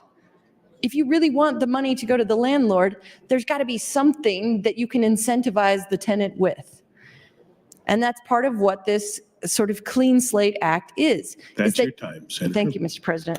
Thank you, Senator DeBoer. Senator Von Gillerin, you're recognized to speak. Thank you, Mr. President. I rise opposed to LB 175 and the amendments. I'm tracking the conversations. I'm tracking the changes, which are a little bit overwhelming, to be quite frank. I've heard that the two bills came out of committee unanimous, but from what I'm hearing, what we're talking about today doesn't look anything like the original bills. So I'm a little skeptical to lean on the committee statements in these conversations. Now, the amendments presumably have improved the bills, so I'll continue to listen as the day goes on. But I also hear Senator Dungan mention that there's another amendment that's being worked on right now, which may also improve the bill. So I guess I'm a little confused as to why we're going to burn 8 hours on this today rather than getting it fixed and then being able to possibly pass it on the floor. But be that as it may, I've got a few comments that I want to make just on this general topic. And that is, I mentioned during the conversation about the inheritance tax, this group of people that are far more common in our state than people think that they are. And I call them blue collar millionaires. And these are tradespeople, folks that have built their wealth. They work hard during the day in trade jobs. And in fact, I had a great conversation with Senator McDonald the other day. Lots of firefighters own rental properties and work on rental properties. These are folks that I knew when I was in the construction industry. They'd work their tails off during the day, and then they'd go home at night and have dinner quick, and then head out and renovate other properties that they could then lease out and build equity and build their retirement with. Those folks, if those folks don't collect rent on time, they don't pay their mortgage, because these folks are not going out and paying cash for these properties. So they've got a mortgage on them. They've got to cash flow in order to make those work. So these are not rich developers that I think that when we hear the term landlord, we're thinking of somebody that's in a fancy office building that owns thousands and thousands of units. And there are lots and lots of rental properties out there where that is not the case. They're individual owners that have done their best to work hard to save. Many of them are using this as their retirement plan, their savings plan for retirement. Senator Meyer had made a great comment not long ago about his land is his 401k. Many of these folks, this is their 401k. They invest in something that builds in equity and that generates some profit, some revenue, some margin along the way, and so they do that. So my personal story is my father-in-law had a duplex years and years ago, and he bought that duplex. He was a realtor, and that was his retirement plan. He started working when he was 8 years old during the Depression and was a World War II veteran and worked his tail off every day of his life until a stroke disabled him. He was a trusting individual. He didn't run credit apps. He thought he was a good judge of character, but unfortunately was oftentimes way too trusting. After his stroke, my wife, his daughter, and I took over the management of that duplex and tried to keep that income stream flowing for her folks in order to keep them off of Medicaid, because they were just a hair's breadth away from Medicaid. He raised 10 kids, and there was not a lot of margin in that family. As we were managing that, we experienced slow pay. We experienced no pay. We had a renter that had a pit bull that left the unit for the weekend and just tipped over an 80-pound bag of dog chow and left. And you can imagine what that looked like. We had a tenant that paid cash rent every month and came to us to drop it off, which we thought was a dream deal until we realized that they were cooking meth in the house.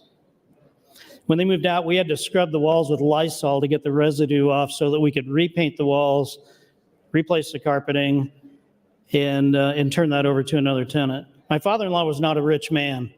He saved enough for a down payment on a duplex that had a mortgage, and he grew equity in that, again, to help pay his living expenses.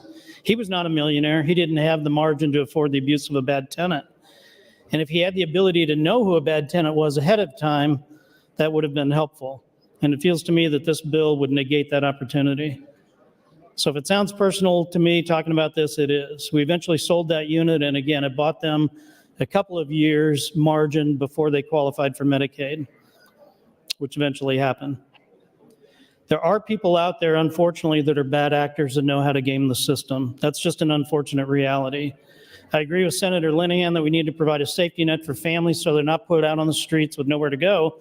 But again, if you've been through this process, you understand that the eviction process is not immediate. If the rent is not paid on— 1 minute. Thank you, Mr. President. If the rent is not received on March 1st, I can't go slap a sticker on the door on March 2nd and move their furniture out on March 3rd. Minimum, it's a 90 to 120 day, sometimes 180 day process. Meanwhile, the abuse of the property continues, the lack of cash flow continues, and the negative impact on those people, again, that may or may not have the margin to afford to do that continues. So I just ask you to consider that. I think that it's fair. We're doing what we can to protect renters. There are lots of laws in place that prevent renters from bad acting landlords, and those folks are out there also. But we also need to do what we can to protect the landlords where we can. Thank you, Mr. President. Thank you, Senator Von Gilleren. Senator Slama, you're recognized to speak. Thank you, Mr. President, and good morning again, colleagues. I am really grateful for both Senator Von Gilleren and Senator Jacobson's comments about their experiences, their lived experiences, because I do think we might be coming at LB 175 from a narrow perception of what evictions look like, where they're taking place. And yes, there might be a couple of bad acting landlords, but we have so many protections in place, as Senator Von Gilleren outlined, to prevent landlords from making spurious claims, spurious evictions. And I absolutely agree with Senator Conrad in that the Tenants Assistance Program is a wonderful program. I really do respect City Councilwoman Amy Melton for her extensive work in fighting for tenants. And I do think there is a disparity, especially in our civil court system, between low-income people and high-income people. And we do see that weaponized, but I don't think that landlord-tenant law is the place where we should be tilting things so far in favor of the tenants that it doesn't even make sense for landlords to rent out properties anymore. In its essence, I see LB 175 as the government forcing landlords again to subsidize housing for tenants that are bad actors. Senator Von Gilleren's absolutely right. We don't have landlords that are running to court when the tenant is 30 minutes late paying rent to file an eviction action, to pay the court fees, to line themselves up, to go through the process of hiring an attorney, paying them fees.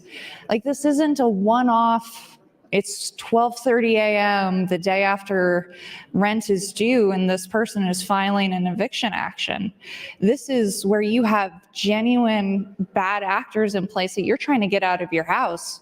Senator Jacobson outlined how this happens a lot of the time in rural Nebraska, in that you have a situation where somebody is actively destroying the property that you own, whether it's cooking meth, having furniture out in the yard, not keeping up with the premises, to where it's been a process many months in the making before this eviction action is filed. And how this will operate, and where I'm really concerned about the core of LB 175, is that when you file this eviction action and you've already made those costs, normally those actions are filed in order to make it clear to that person that you're serious and to get your stuff and get off the property. Well, when that tenant gets their meth, gets their property, leaves it probably in a dilapidated state, you're left to clean it up, you're going to abandon the court proceedings, because why would you take on additional costs to evict somebody who's vacated the premises, who's fled town, and can't be contacted?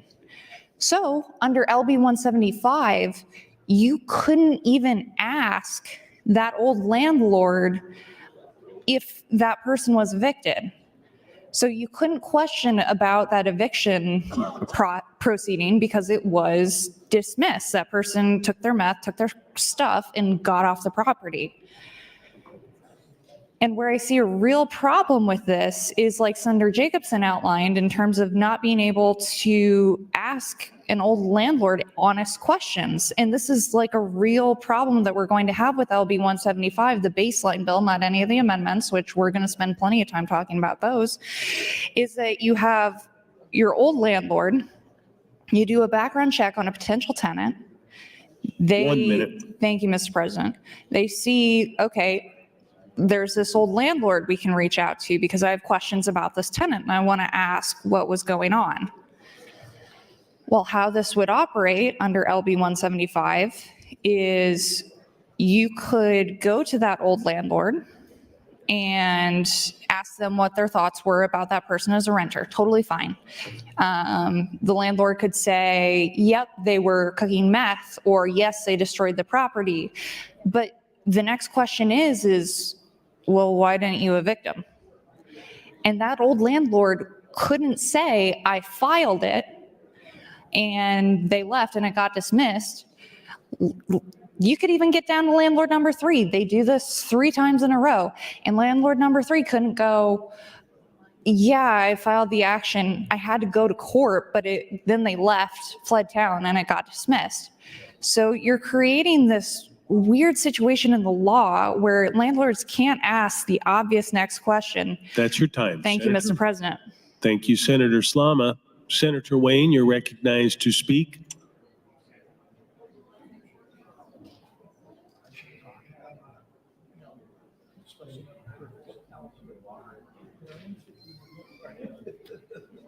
Thank you, Mr. President. I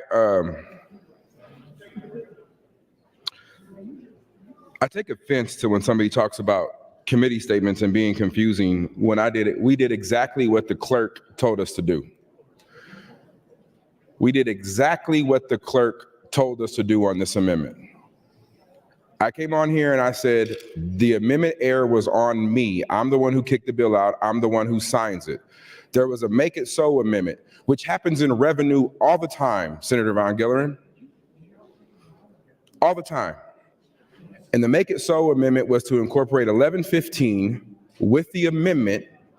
And the amendment had to do with attorney fees and striking that because they were already done and some other changes that Duncan worked with. And when we kicked it out, I'm the one who forgot to attach this amendment. So we had 2 options. I can pull it back into committee, fix the committee amendment, which will take 3 days, or we called the clerk and said, how do you do a corrected statement with the corrected amendment? This is the cleanest way to do it. Yesterday, we passed over this bill to give the lobby more opportunity to look at the amendment that was filed. Period. If we're going to start talking about the credibility of committee statements, then I think we need to remind ourselves that last year we were passing 18 bills in a freaking bill with multiple amendments. The committee amendment is clear. AM 2754 is on page 2 of the committee statement. It lays out exactly what the amendment does. Is the amendment the exact copy of the original bills? No, because through deliberations, Senator Duncan and the committee made minor changes to remove opposition, to be quite honest.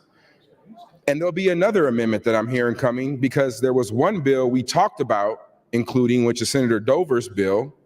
But at the time, we didn't have enough conversations with Senator Dover to finalize what that looks like. And from my understanding, that's been finalized today. We had 94 bills in judiciary, 93. Some of our most controversial, complicated bills in this, besides, I would say, revenue, because revenue has multiple tax codes and multiple chapters. Judiciary has multiple chapters.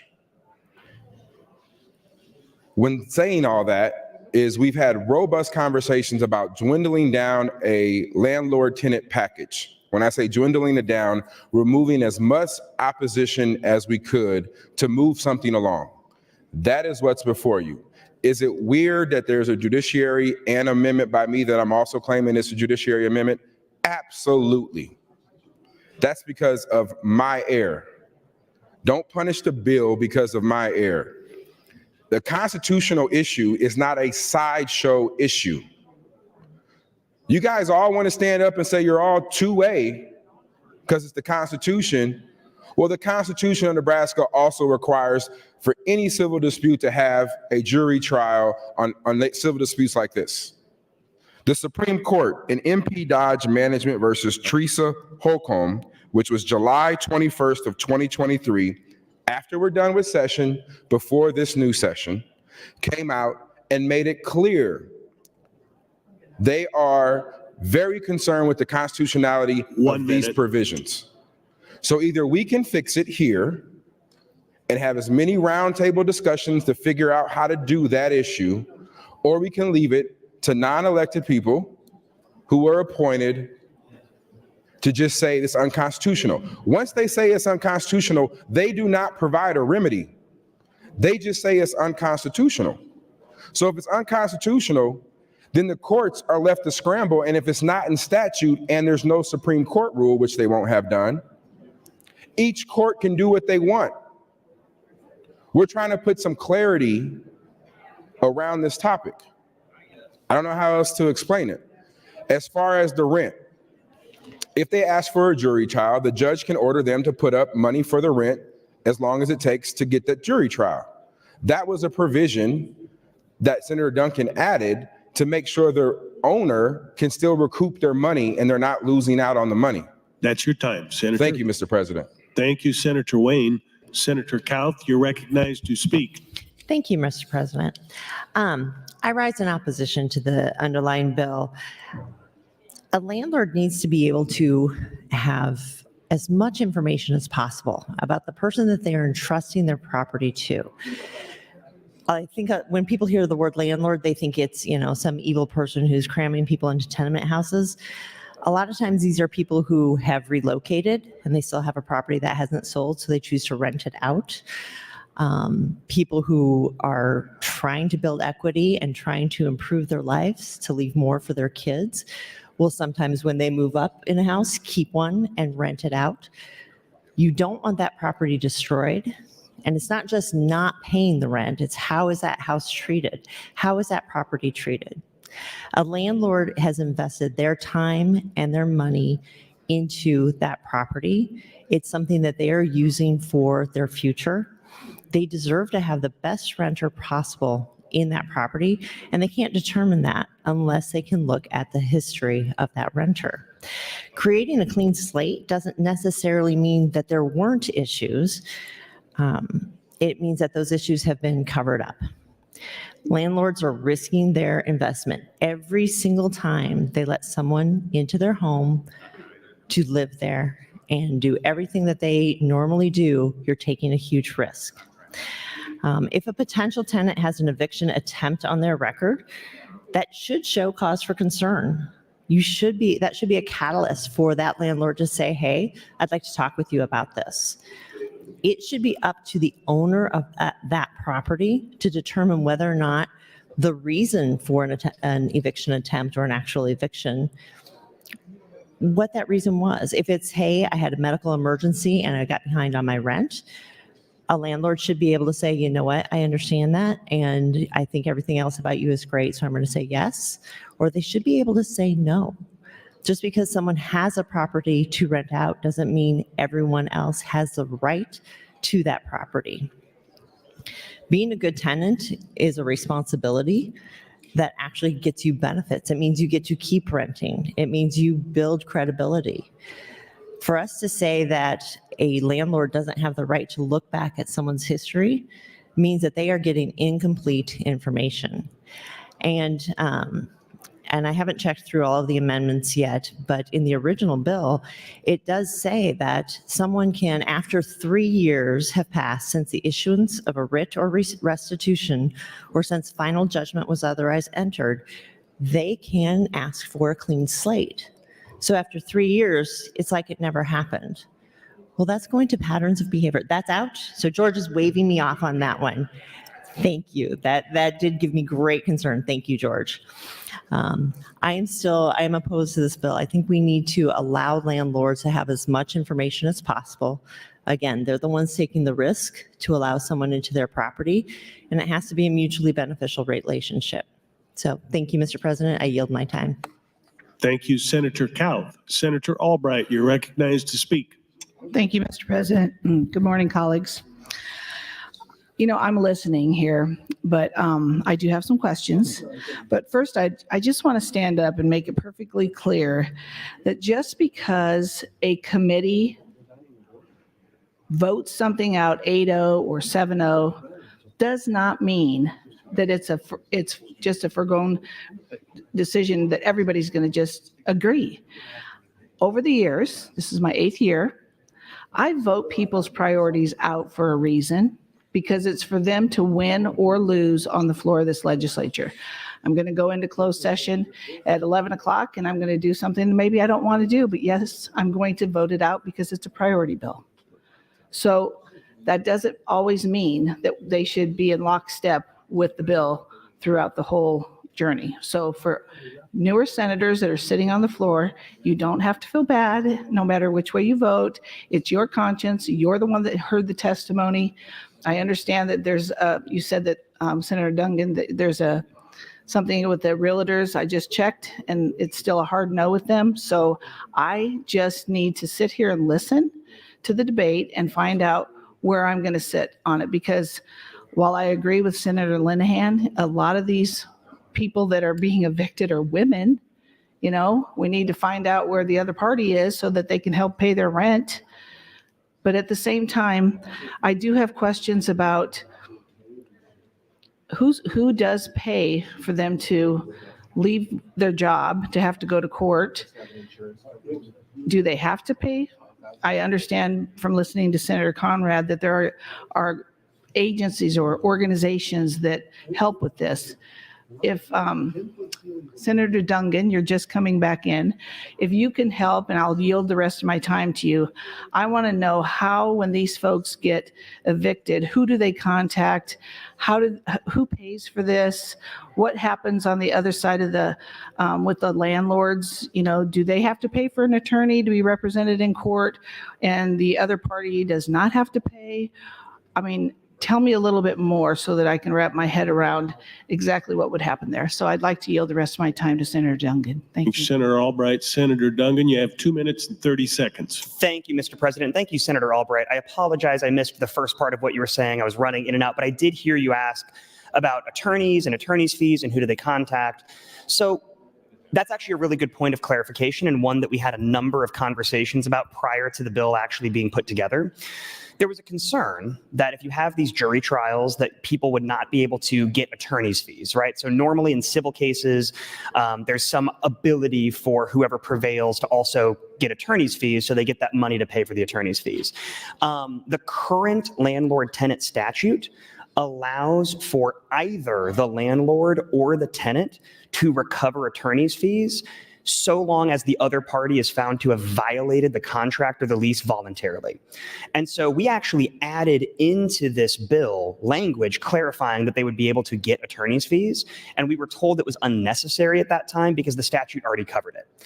We are actually, and one of the things I talked about with regards to amendments, working again with the realtors, and I can go talk with other folks out in the lobby, we are actually working on an amendment to clarify that language to ensure that this bill makes very clear that attorney's fees can be claimed, because we do not want to make it so somebody is paying all this money for an attorney and then if they prevail, it just is out of their own pocket. So we're trying, like I said, again, to make it as equitable as possible.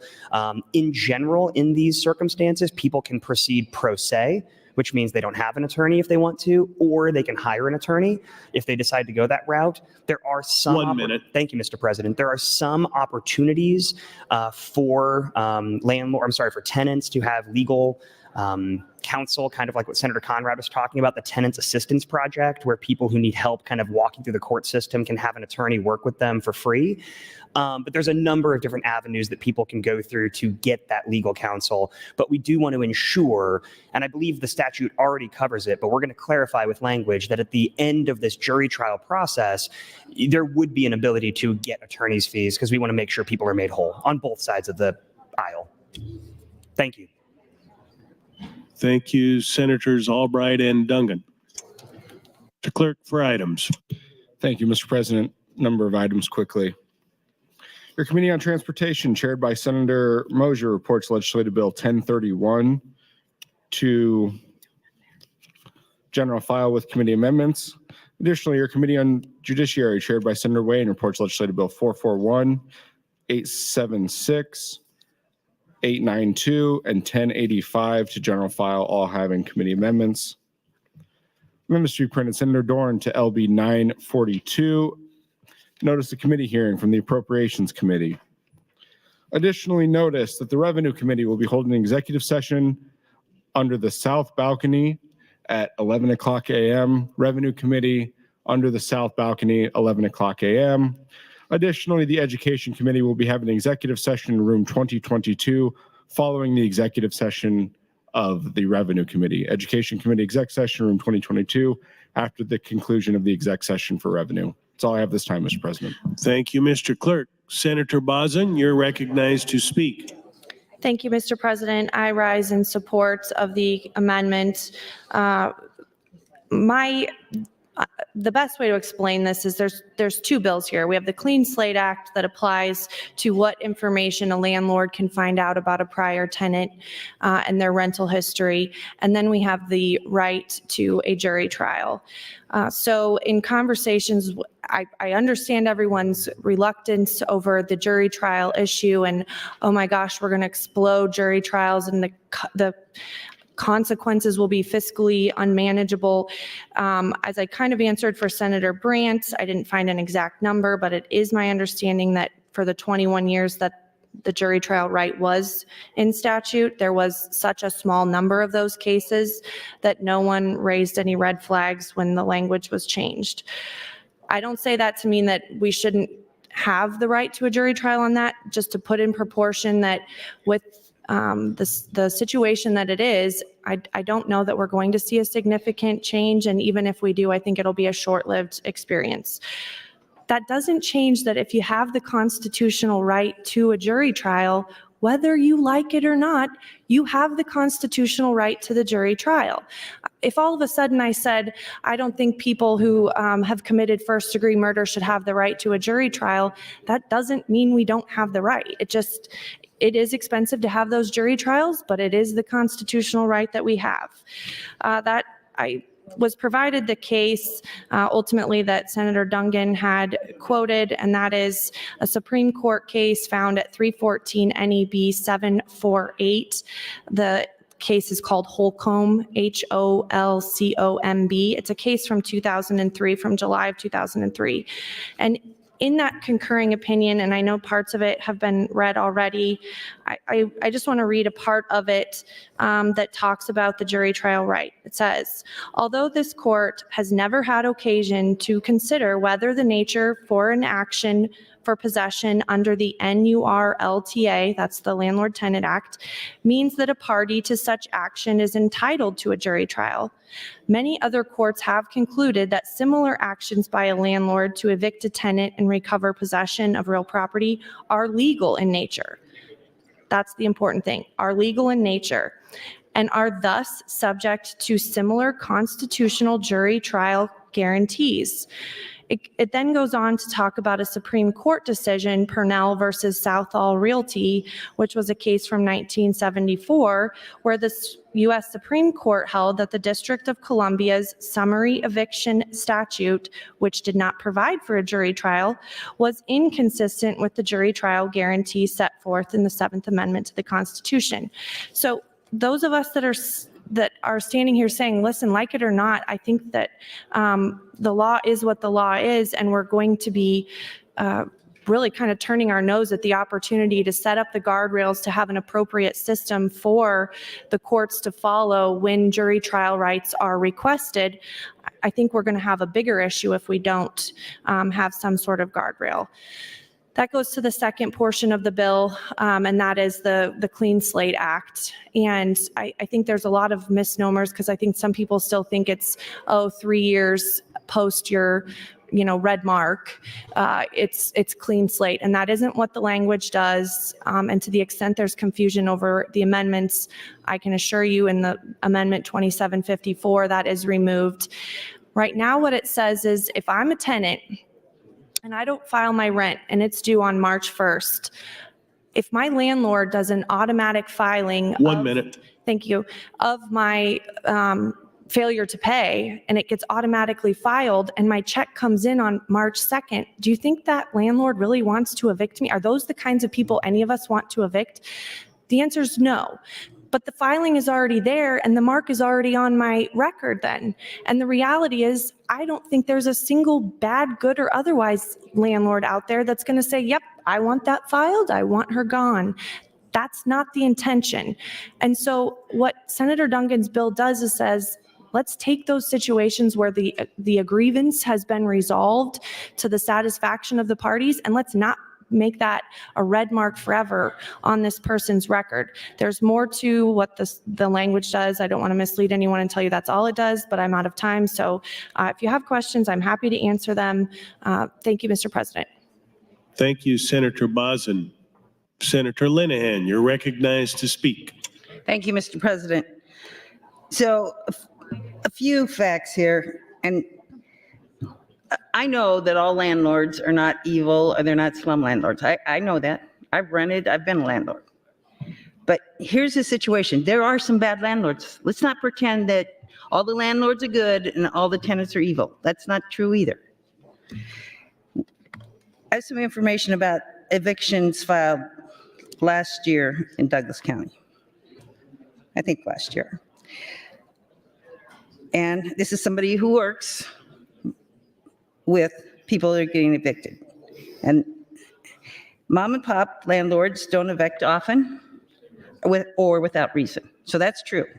Got your house, it's part of your property, you got maybe 2 houses, whatever. I've got a son who's got 2 rental houses right now. And he's just had to evict somebody because they hadn't paid rent for like 3 or 4 months and the house is a mess. So I get the other side of this. But here's what happened in Douglas County last year. 78% of the filings in Douglas County last year were by landlords who filed 4 or more times. Okay, that's interesting. 61% of the filings were by landlords with 10 or more filings.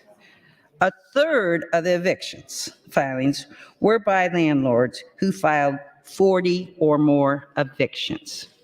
A third. So we're not talking about mom and pops. We're not talking about young people who've, instead of taking their money from COVID and buying a swimming pool, bought a rental place. That's not who we're talking about here. We're talking about big corporations, who I like big corporations. I've stuck up for them before. We're talking about people, this is just paperwork, just grinding. It could be a mistake. Somebody sent their check, they didn't put a stamp on the envelope. It could be a lot of things.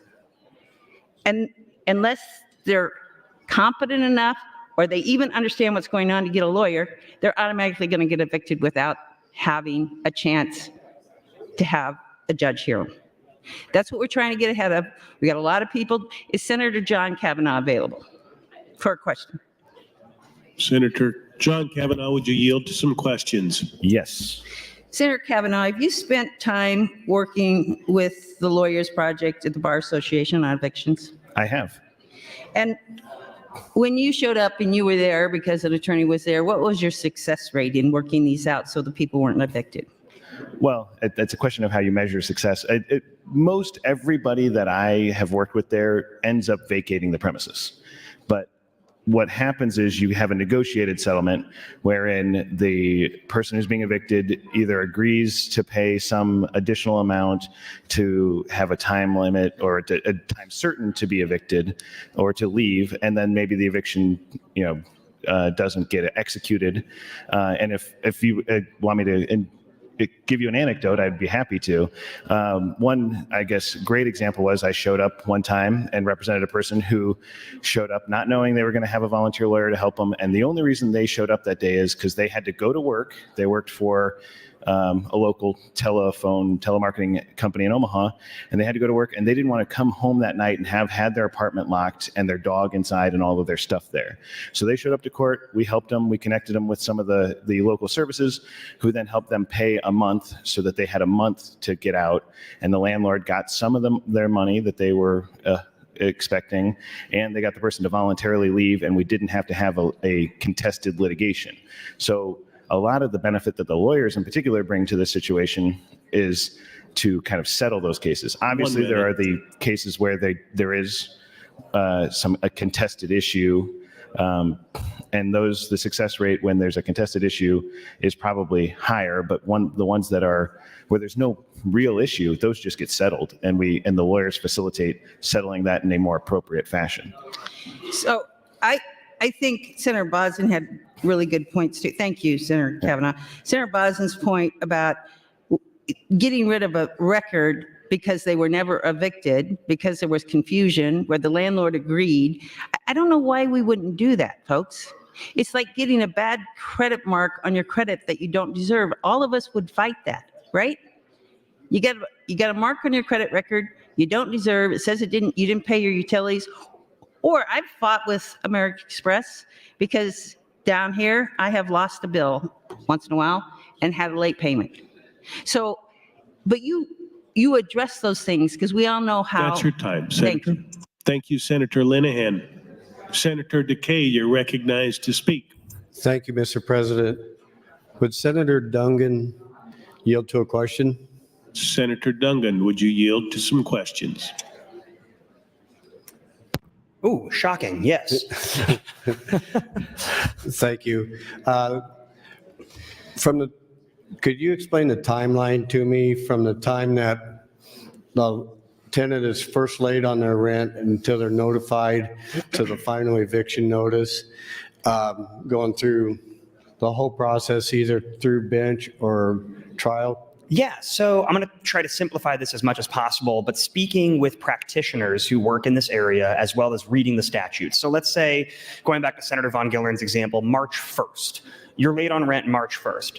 As soon as March 2nd, you could file the 7-day notice saying we're demanding rent, right? So March 2nd, 7 days pass at that point. The eviction's filed on day 8. So March 8th, essentially at that point, you can file that eviction. By statute, currently for a bench trial, meaning just a trial in front of a judge with no jury, it has to happen between 10 and 14 days after that filing. So by statute, eviction hearing must take place within 10 to 14 days, okay? No sooner than 10, no later than 14. If there's good cause, the tenant can ask for one continuance. And after that, it has to be extraordinary cause, which just doesn't happen. The continuance length is ultimately up to the judge because, again, we can't tell the courts really what that judicial discretion would be. But from speaking with people who practice in this area, what they say is that a lot of times these continuances are, on 1 week, somebody says, I'm not ready to go forward today. And the judge says, great, I'll be back on Monday. Can you come back Monday? And parties all say yes. So the process right now is actually pretty quick. And that's part of why we have to make these modifications. Because let's pretend, which I believe is going to happen, the Supreme Court finds unconstitutional the provision that says you can't have a jury trial, and they cross that line out. But they leave everything else. That means that a county court would have to have a jury trial between 10 and 14 days after that eviction is filed. That is impracticable and almost impossible for a jury to get a jury pool there that quickly. So that was part of our efforts here, was to say, when this happens and when this ultimately is found unconstitutional, we want to make this work for the county courts. So that's part of the process and procedure we were trying to accommodate for. Okay, with the time spacing in between day one and final eviction, who incurs the cost of the lawyers? Who incurs the cost of the court system? And also for the landlords, how are they reimbursed for the lost rent that they might be waiting on during that time frame? Well, so part of what we tried to work into the bill, like we said, was that if there's going to be a continuance after that initial jury trial, they can be made to pay rent to be held by the clerk of the county court, which could be distributed to the landlord whenever they see fit, whenever the judge sees fit. So during the pendency of that entire case, let's say this does get continued for a month or for whatever reason, and the tenant is made to pay that rent, the landlord can come to the judge and say, I need that money to be made whole, and the judge could order that money be distributed to the landlord. So it's ultimately up to judicial discretion. We wanted to leave as much judicial discretion there as possible to make sure people are being made whole. Currently, like I said, attorney's fees are given to whichever side may win in an eviction notice if the other person is found to have violated the lease or the contract voluntarily. So if you willfully violated your lease, you can be awarded attorney fees at that hearing. And right now, a lot of times, just to be honest with you, tenants don't have lawyers and the landlords do have attorneys. Many of my friends are attorneys who work with landlords. And so thank you, Mr. President. We've talked a lot about this. And so again, what we're trying to do is ensure that they do get made whole, both the attorneys and the landlords, by affording them those fees. Okay, thank you. I yield back the rest of my time. Thank you. Thank you, Senator Decay. Senator Slama, you're recognized to speak.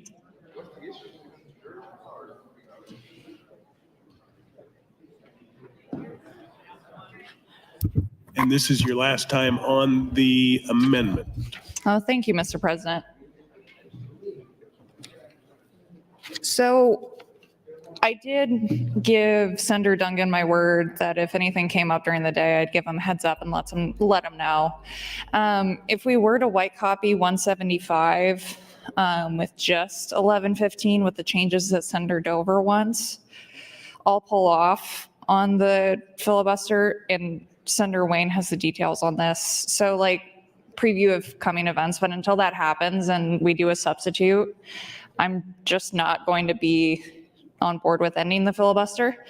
But I am grateful that Senator Wayne took some time to talk about the procedure and process and kind of pulled back the curtain. I think that is one of the most valuable parts of filibusters, is not only the people of Nebraska get a front row seat to the procedure and the process, but we also get to talk about it.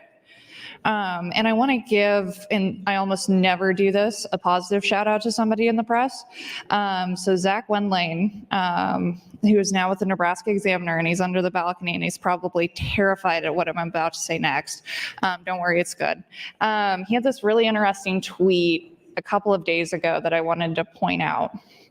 So he, God bless him, and if you're a page up here and you like the thought crosses your mind to do a project like this, for the love of God, don't do it.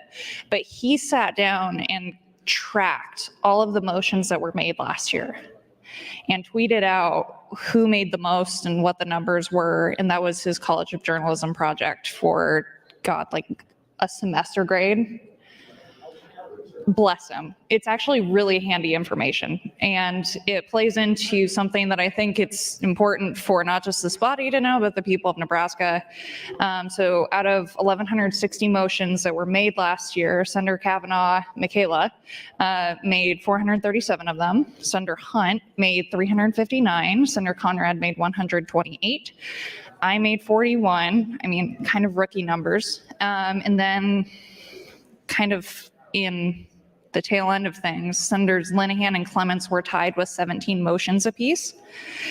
And I say that not because I'm encouraging people to make more motions or slow things down. I do appreciate being able to slow things down today because we haven't had many filibusters.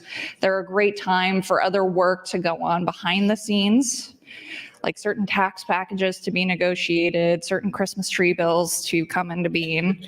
But Senator John Kavanaugh was running a card, and I do appreciate that because we normally see the women senators doing all the work when it comes to filibusters like this. This is a trend that's happened more since I've been here, and Senator Linehan and that class has been here because I think we have some really outstanding, hardworking women on the floor. But here's the deal. We're all getting out of here in the next few years. You guys or girls are gonna have to pick it up when it comes to filibusters, making motions, running cards. It's an art, it's not a science. But just to kind of prepare everyone for that, I am going to walk through, if we don't get the white copy on LB 175 and I don't pull off on this filibuster, which will probably be after lunch, and just to give everyone a heads up, I am going to take time on LB 62 as well. If we do get beyond that, I want to give fair warning to Senator Kavanaugh. 1 minute. Thank you, Mr. President. The order in which I'm going to file motions is, you can find it, Rule 7, Part C, Section 3. So page 49 of your rule books, the precedence of motions, which I think is important if you're trying to build up for time. I'll file a reconsider on the vote on the AM. And then after that, once that's handled, I'll file to recommit and then to bracket it, and then reconsider on all of those votes. So it's a really easy way to take time and not have to ask people to help you out, because you will find, if you're doing this right, that you're doing filibusters on your own. And if you don't need to ask for help, the better. Thank you, Mr. President. Thank you, Senator Slama. Senator Von Gillerin, you're recognized to speak. Thank you, Mr. President. Caught me off guard. Senator Dungan I had prepped him to ask him about the eviction process, and And then Senator Decay asked about that and added some clarity to that. One of the things that I don't think I heard come up in that was the costs related to that. And maybe, I'm sorry, we were just execing, so if that was said and I missed it, my apologies. The costs related to that, it sounds like under your bill, if the jury trial moves forward, the judge would have the ability to assign legal expenses to either side. And that would be a way to maybe penalize bad actors that have a consistently bad record. Is that the case? Excuse me, would Senator Dungan yield to a question? Senator Dungan, would you yield to some questions? Yes, that's easier than me just nodding at you while There you're we go. talking. Thank you. Yeah, nodding doesn't make it on the record, I understand. Correct. So, thank you. So my question, I think you heard my question, what happens with the costs? So the costs, under my bill, you're asking what happens with the costs that are being attributed to the book. So there's two separate things we're kind of talking about here. There's the attorney's fees, which would be ordered at the end of the case, the way that any civil action normally is, and that's just normal process and procedure. Like I said, there's already the ability for that to happen, but our bill will clarify that both parties can get attorney's fees at the end of the case. The other cost aspect is the rent. And our bill specifically says that if it is continued for a jury trial past that first jury setting, that rent can be collected by the clerk of the county court and then ultimately distributed to the landlord whenever they see fit. So it won't be just at the end of the case. If the landlord, let's pretend in some hypothetical situation, which I don't think would happen, this jury trial gets dragged out for months. In the event that it got dragged out for months and they're collecting rent along the way and the landlord comes to the judge and says, hey, I need that in my pocket because I just own 2 properties and this is my living, the judge would have the ability to order that money dispersed to the landlord.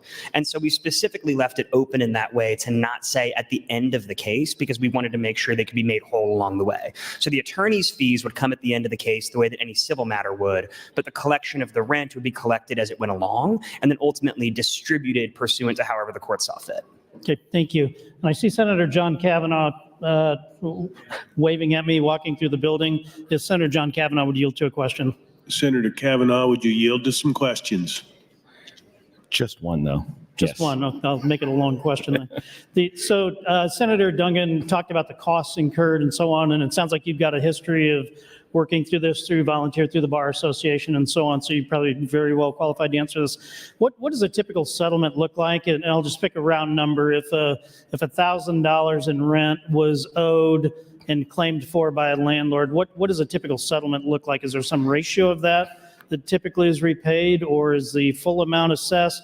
And then also, since you only allowed me one question, what are the odds of collecting that once a judgment has been rendered?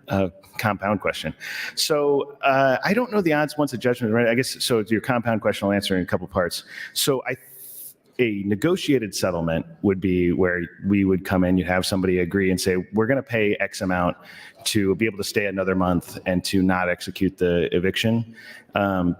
In that case, you would generally they would pay the money up front. And a lot of the way that has been worked out is community groups like Match, Metro Area Continuum of Care, who kind of facilitated the ARPA funds that we had in Douglas County to help, keep people in emergency rental assistance money. 1 minute. And so they would basically agree to pay the money. The landlord would agree to let the person stay. And so they would get all of whatever the agreed upon money is. And whether that's all of the back rent and plus a rent for a month going forward, they would get all of that. When you have an eviction that's executed and they order a restitution of premises and then they order a judgment against the person for fees, you got to go to collections court and try and collect it. And that's like getting blood from a stone sort of situation. Yeah, been there before. Thank you. So two quick questions before I run out of time. I want the body to consider, and that is what happens when one customer doesn't pay you what they owe you, and the response to that is you overcharge your other customers. So other tenants are paying the price for bad actors, and that's unfortunately the case in many different scenarios. I'm not going to ask Senator Wayne to yield to a question because I'm out of time, but we had some conversation about the current delay for jury trial in Douglas County. And if someone would like to comment about that, I would appreciate that. Thank you, Mr. President. Thank you, Senator Von Gillerin. Senator Vargas, you're recognized to speak. Thank you very much. I rise in support of LB 175, the amendments, more importantly, the underlying new amendments and the work that's going to be done between general and select. The reason why I'm standing in support of this is, I've worked on different issues related to landlord-tenant laws. The way that I'm looking at this is we are creating a process by which individuals can petition the court. There's not a guarantee. We may be enshrining or putting in statutory the right to be able to, but the number of hoops that a tenant would still have to jump through to be able to petition the trial court to seal records of a proceeding, especially under very specific circumstances, is still very, very narrow. We're making people jump through hoops on purpose. This is about creating some level of equity in the system. It's not completely equal on either side. And at times, we're passing this legislation to address some of the inequities, right? In this instance, we've seen a lot more eviction proceedings. We've seen many of them that have been dismissed in certain cases. We're seeing that have an effect on tenants' ability to be able to be in a safe and healthy housing. And this is creating a process to make sure that that is one less reason for a tenant not being able to be in a home. I want you to remember that what we're trying to do is make sure people are in our workforce. That's the end game here. So if somebody's trying to get into the workforce, I want you to imagine what it looks like when somebody is not able to have safe and healthy housing for themselves, their families, and their kids. How possible it is for them to step into any of the open positions that we currently have in many different industries if they're not able to actually have safe and healthy housing. This is not guaranteeing this. This is still providing a process still within the court system, a petition, and is not guaranteed in every circumstance. This is the reason why I support it. It's actually pretty sound in terms of both the intent and the continued work that Senator Wayne and his committee are working on. And I appreciate Senator Dungan, because at the end of the day, we should be looking at creating the processes for the court system to be able to take these up. That's what this is doing. And removing an unnecessary, sometimes a biased standard that will make it more difficult for individuals to be able to stay in housing. As we've talked about just recently, we're trying to get more people into the workforce, off unemployment, and make sure that they are taxpayers actually contributing. We're trying to remove these kind of barriers to make sure that more individuals are not making it harder on them. So I do support this. I know there's still cleanup amendments and negotiations that are happening, but it wouldn't be the first time that we sort of entrust the chair and the introducer to do this work between general and select. I support that. It also saves us some necessary time. And I appreciate everybody that's been engaged in this conversation so far. But I stand in continued support of LB 175, the underlying work that's been done and that is still being done, and the need and the necessity to be able to pass these current amendments, Amendment 2754. Again, my past work, I've worked on landlord-tenant legislation, trying to create processes with fair and equitable standards to make sure that we are not putting more people in the street. More importantly, not making it harder for people to get into other housing options so that they can be able to work and provide for themselves and their families. 1 minute. With that, I want to thank you, and I ask for your support on LB 175 and the underlying amendments and the continued work that's going to be happening between general and select. Thank you. Thank you, Senator Vargas. Senator Dungan, you're recognized to speak.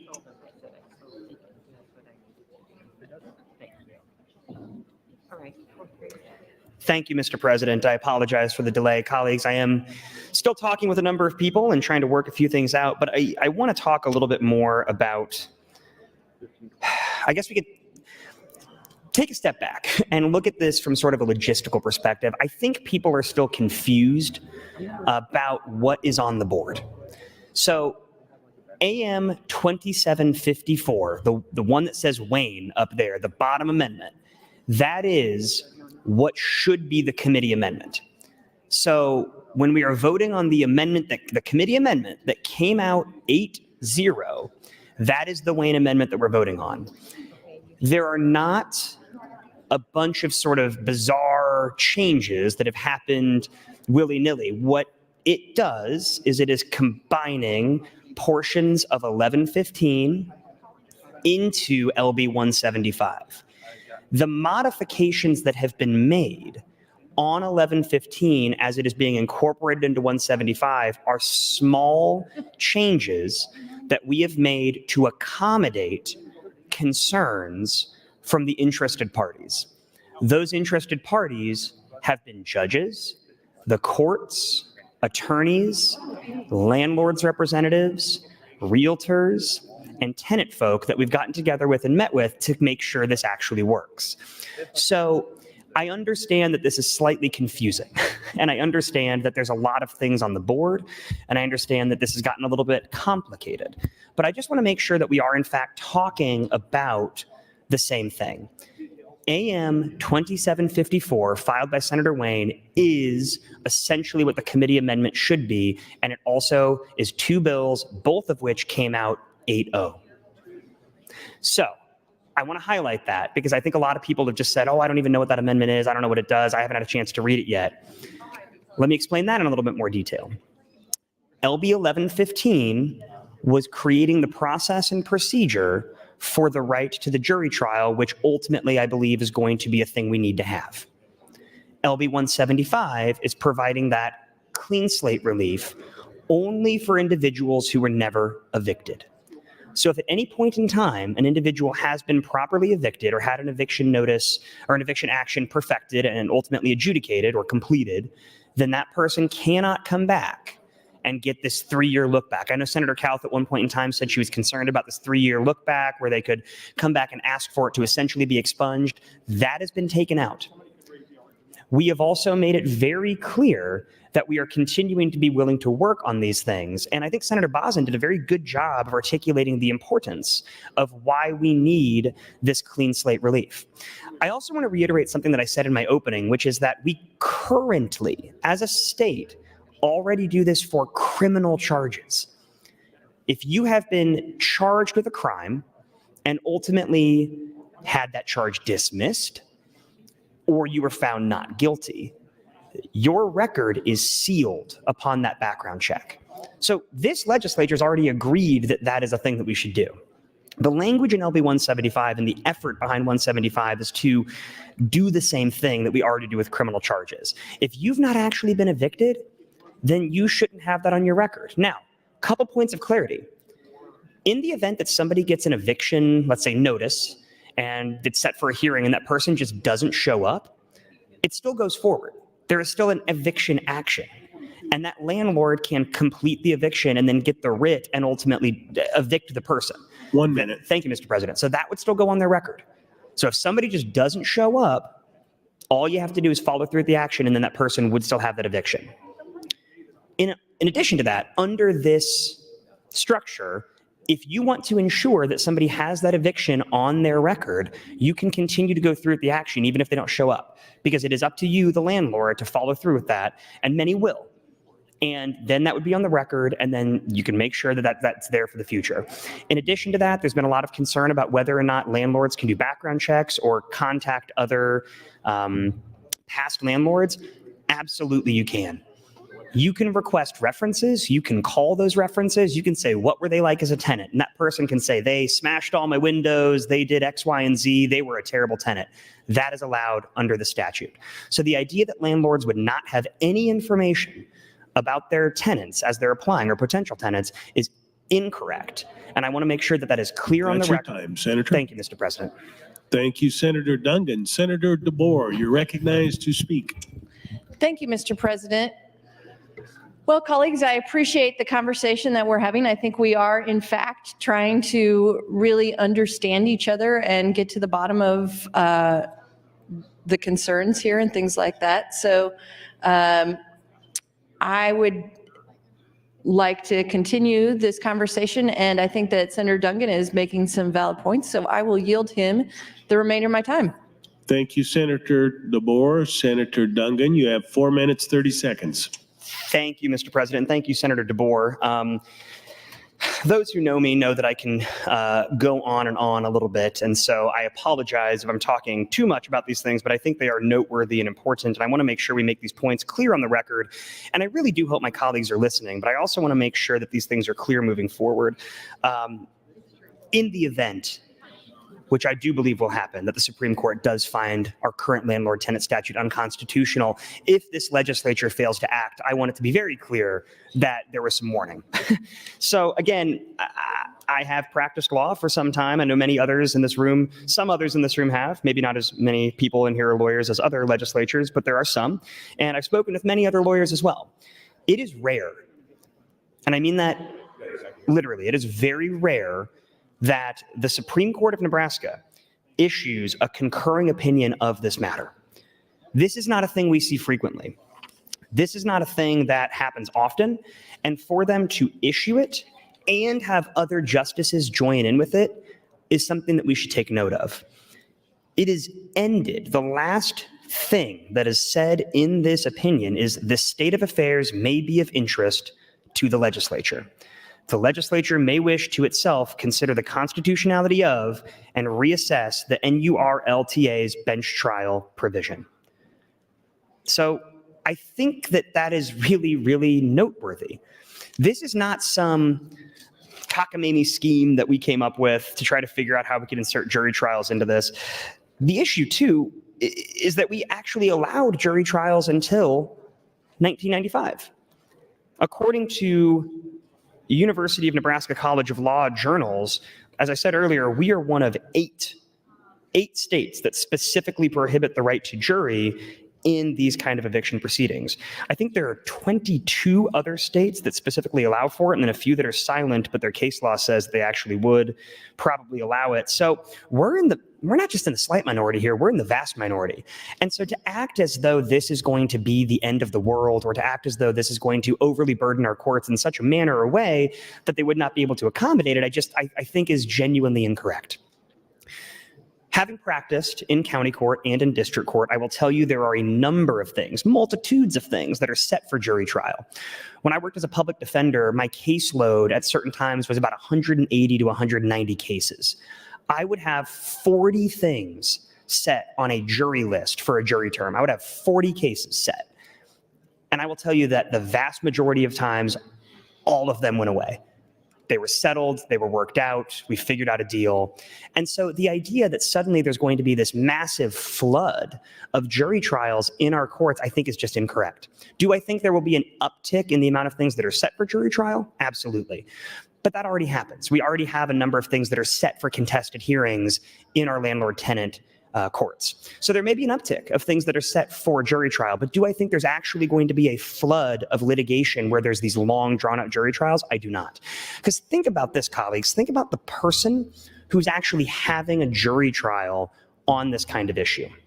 We're talking about somebody who probably has the money to pay rent. Thank you, Mr. President. Has the money to pay rent, is saying, I want to stay here, and perhaps there's some issue of fact over a violation of a separate lease provision. I really don't think you're going to see a bunch of jury trials where people are saying, I can't pay rent, but please, please, please find that I can stay here. That's just not going to happen. And so we're talking about a very small amount of proceedings. We're talking about a very small amount of litigants. And at the end of the day, as Senator Bosin, I think, pointed out in a very articulate way, this is not whether we like it or not, right? This is the Constitution. And we will make it work. Our courts are very versatile, and they will find a way to make these things work. And in fact, I've worked very closely with a number of judges to figure out the logistics of how this would operate. And I'm confident that we've provided enough leeway to actually permit them to effectuate this in a way that would make sense. So colleagues, again, please know what you're voting for. AM 2754 is the committee amendment, and I'm asking for your green vote on that as well as the other AMs and LB 175. Thank you, Mr. President. Thank you, Senator Dungan. Senator Michaela Cavanaugh, you're recognized to speak. Thank you, Mr. Senator, Mr. President. Good morning, colleagues. I rise in support of AM 2754, AM 2504, and LB 175. I did want to comment, and I'm going to yield my time, but I did want to comment on a comment that Senator Von Gilliam made about overcharging. And it brought up an issue that I think is really important, and that is with our childcares. He's exactly right. What we do when we have childcare subsidy kids and childcares are only reimbursed for attendance, not enrollment. That means if a kid is sick, the childcare does not get reimbursed for that day if it is a childcare subsidy client. So that means that the only way that the childcare can make up that lost revenue, also they get paid less per child for childcare subsidies, but the only way they can make up for lost revenue is to charge more for the full paying families. And so that is an offset, and it's something that we as a legislature could address. I think Senator Day has a bill that would close that loophole and pay for enrollment for childcare subsidies, not just attendance. So I just thought that that was an interesting fact that I wanted to bring up because I love talking about childcare. And if Senator Slama would like, I can yield her my time. Yes, I will yield my time to Senator Slama. Thank you, Senator Kavanaugh. Senator Slama, you have 3 minutes, 20 seconds. Thank you, Mr. President. Thank you, Senator Kavanaugh. I did just want to reset because I don't know that I'll be back on the mic before we break for lunch, but just reset where we're at. We are currently in a filibuster on LB 175, and just transparency to everybody on the floor, everyone at home. If somebody wants to pick up this filibuster after, if what I'm asking for is met, that's totally fine. I don't think they will. But my condition on stopping the filibuster is bringing a white copy, which is replacement language on LB 175 that just has the corrected language that Senator Dover is asking for to AM 2754, which is LB 1115. So the realtors have brought correction language to LB 1115. What I'm asking for is for LB 175 to be replaced with LB 1115. So nothing of LB 175 would remain. If that's met, I'm not saying I'd be a yes, but I would back off and not take it 8 hours.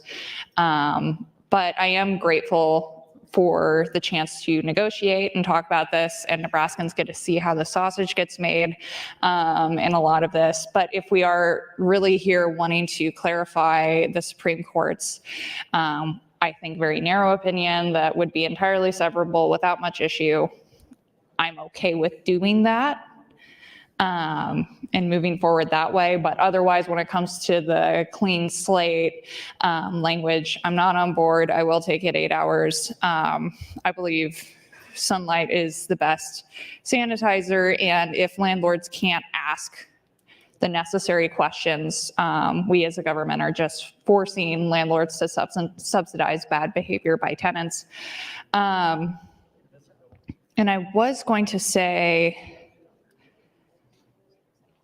I have lost my train of thought. I am a little bit sleep deprived. Wynn did not sleep well last night, but we are doing our best. So with that, thank you, Mr. President. I just wanted to give everybody an update as to where we're at and where we're going to head this afternoon, hopefully. Thank you, Senator Slama. Senator McDonald, you're recognized to speak. Thank you, Mr. President. I rise in favor of LB 175, Amendment 2504, and Amendment 2754, and I yield the remainder of my time to Senator Dungan. Senator Dungan, you have 4 minutes, 45 seconds. Thank you, Mr. President. Thank you, Senator McDonald. For those who are wondering why we keep talking as well when Senator Slama keeps talking, I'm just going to be totally transparent for those watching at home. We're trying to get to lunch. I think we got some modifications that could be made. I think that we're going to continue to talk with other individual people. So we are just trying to make sure that we can get till a break here, because I do want to talk with Senator Slama about things that she may suggest and possible other modifications that can be made. I think that reasonable minds can disagree about what we should do, but I certainly think that compromise is something we all work towards. So I am happy to try to speak with Senator Slama and others about what would be palatable, what wouldn't be palatable, modifications that we can make. I think I've been very candid as well about the modifications that have already been made. And so I continue to be open to the possibility of working with those who oppose LB 175, because I do think there's a world in which we can find an agreement. So I want to just make that very clear, that I am open to the possibility of coming to some consensus here. And I certainly don't think we just have to keep banging our head against a wall. And I certainly don't want to make Senator Slama talk for 8 hours if she doesn't want to. So I'm trying to be as helpful as possible here. Colleagues, I want to again reiterate the importance of clean slate. So the last thing that we're trying to do here is trying to put any of our landlords in a bad position where they don't have information that they need in order to make an appropriate decision about whether or not they should lease a property to somebody else. I have friends who are landlords. I have friends who own buildings. As I said earlier on the mic, I have friends who are attorneys for landlords. This is not about punishing one side or the other. I think we can all agree, again, that 95, if not more, % of actors on the tenant side of things are good, on the landlord side of things are good, and that we do have bad actors in those margins. Senator Linehan made a very good point earlier that we do have these bad actors from time to time that we have to ensure we are not perpetuating a system that punishes tenants just because of the bad actions of those bad actors. In addition to that, I think there's circumstances, again, in which an eviction action can be filed almost automatically. And it's not even somebody being bad. It may not even be malicious, but having that automatic filing upon a day late on rent or upon 1 day or 2 days late on rent could really, really, really ruin a tenant's future ability to rent any kind of unit. If you fail to pay rent and you rent out to some massive company or corporation that has essentially an automatic system in place, or maybe attorneys on file who file these eviction notices en masse, it's entirely possible that you could have that eviction filed and then ultimately satisfy any of the needs or concerns of that landlord company or that property management company, and then have them dismiss it. And in that circumstance, it should not follow you into perpetuity. There is no reason to punish somebody if there's not actually been an eviction that has ultimately been effectuated. Now, I agree, if somebody's a bad actor and they've been properly evicted, it makes sense to be able to have that information provided to future landlords. But that's not the population that we're talking about here. And we have to legislate based on the bigger picture. We can't legislate just based on a couple of bad actors on either side of this entire issue. In addition to that, and I know I said this pretty quickly at the end of my last time on the mic, so I want to make sure I reiterate it here, you are still allowed as a landlord to inquire about the past behaviors of a tenant.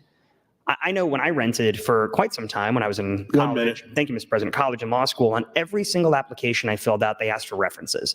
They were like, give us the number and the address and the name of the last either property management company or landlord that you worked with. And I had to list that.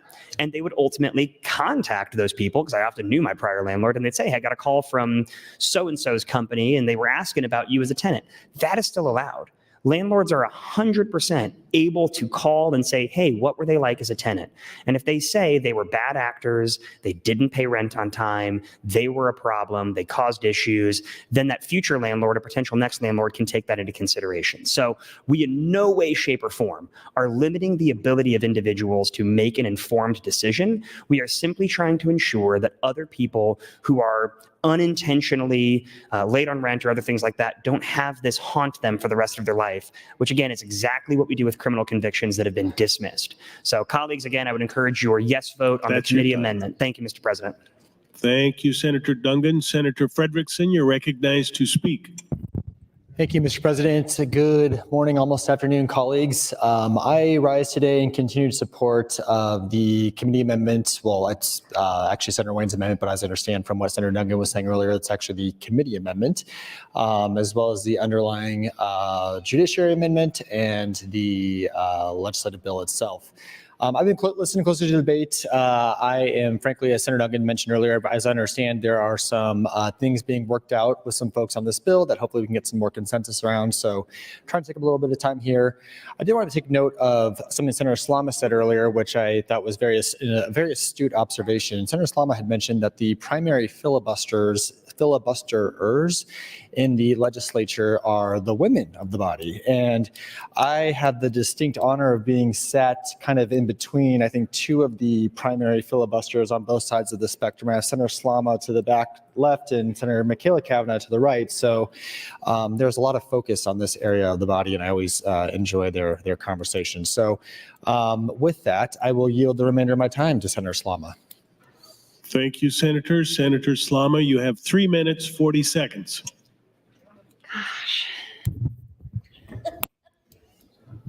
Senator Frederickson, you are a gem. And I do have, even though my Twitter mentions may not agree, I do have empathy.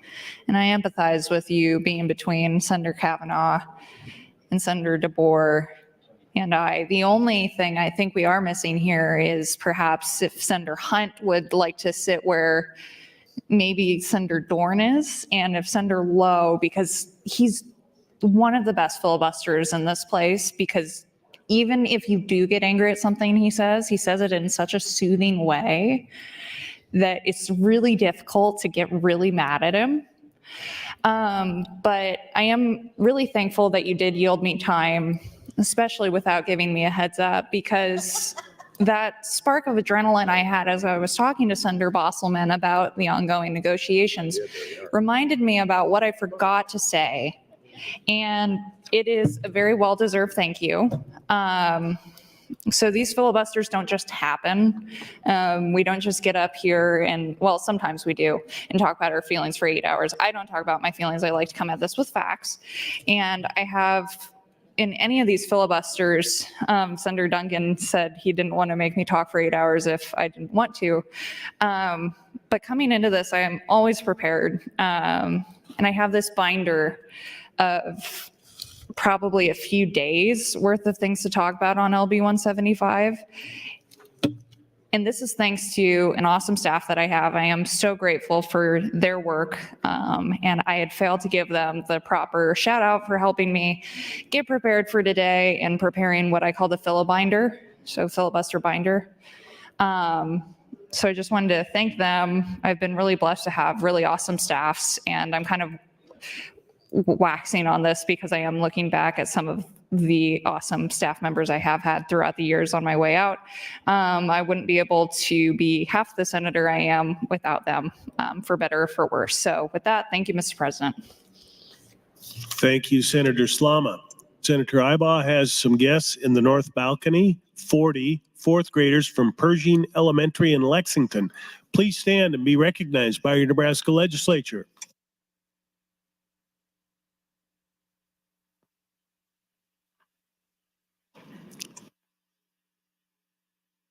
Senator DeBoer, you're recognized to speak, and this is your third time on the amendment. Thank you, Mr. President. Colleagues, there is one thing I did want to talk about on the underlying bill, LB 175, for a couple of reasons. One, just as a kind of a public notice sort of conversation, and second, because of this bill itself. So one of the things that happens with evictions is that landlords, of course, understandably, of course, want to, if they're going to have to do an eviction, they want to get the process started as quickly as possible so that there is as little time between when they start the process and when an eviction is actually in place. Understandable. So what happens is when someone is late on rent, even if it's only a couple of days, they will sometimes, as a precautionary measure or to try to get that period of time shortened between when they file and when the case is heard, they might file it within those first couple of days. They might file it within the first couple of days. They might file it in the week. They have, the 7 days and then they can. And here's a situation that happens kind of frequently, which is that they file it and the person says, oh no, I have the money, something happened this month. I just needed a little extra time. They file it, but then maybe 8, 10, 11 days late, they get their money. And that person may have been a model tenant for the rest of the time. There was a car accident, there was a, who knows, there was a sickness, there was whatever. Things happen in people's lives. I don't fault the landlord for filing the eviction. They have to. That's what they have to do in order to try and protect themselves. A lot of times, smaller landlords will try to work something out with their tenant. That's true. But the bigger landlords will sometimes, just as a matter of course, do this after the 7 days. And if it turns out that, actually they were just, it was a week or two they needed, they got it taken care of, that eviction filing right now will still appear. Even though everything got dismissed, taken care of, all of that. Now, Senator Slama rightly pointed out that it'll say dismissed next to it if you go to the right things. But if I'm a landlord and I'm looking at that, I don't see the context around that. It was only 7 days. It was only 8 days. It was only 9 days. I don't see that context. And so I may say, forget it. Anybody who's even had one filed against them, that's it. This is the situation we're trying to deal with here. We're trying to deal with the population of people in which something went wrong one time in their life for a couple of weeks. They had the case dismissed. They paid all the money. The landlord got the money. Maybe the landlord got the money with a late fee. Just trying to think of the word. But now they have this on their record. What we're saying is that we want to have the ability to get rid of that off the record. And maybe in these discussions that happen later, maybe we should talk about how we can make that work in a way that everybody is happy with. But I think you can all see that these are real circumstances that people find themselves in. And when that happens, 1 minute. are you now just going to be lumped with someone who got evicted and it's a whole bad thing, right? The cooking meth person is very different than the I was 2 weeks late person and I paid it all. So the one size fits all right now, it just isn't working. We're going to have this appear on your record isn't working. So I would say, hear ye, landlords of Nebraska. If this does not pass, I would ask you look at dismissed for what it is, which is that things got taken care of. This is not a blemish on someone's record. It shouldn't be. We should seal these. That's why I prioritized LB 175. Thank you, Mr. President. Thank you, Senator DeBoer. Senator Jacobson, you're recognized to speak. Thank you, Mr. President. As I continue to listen to this, I keep thinking about the kid who went to school and said, the dog ate my homework. I have a hard time believing that a landlord is going to evict somebody for being 1 day late on their rent. I have a hard time believing they're going to evict them for being 7 days late on their rent. If they're a model tenant, why would you evict them? It's a business proposition.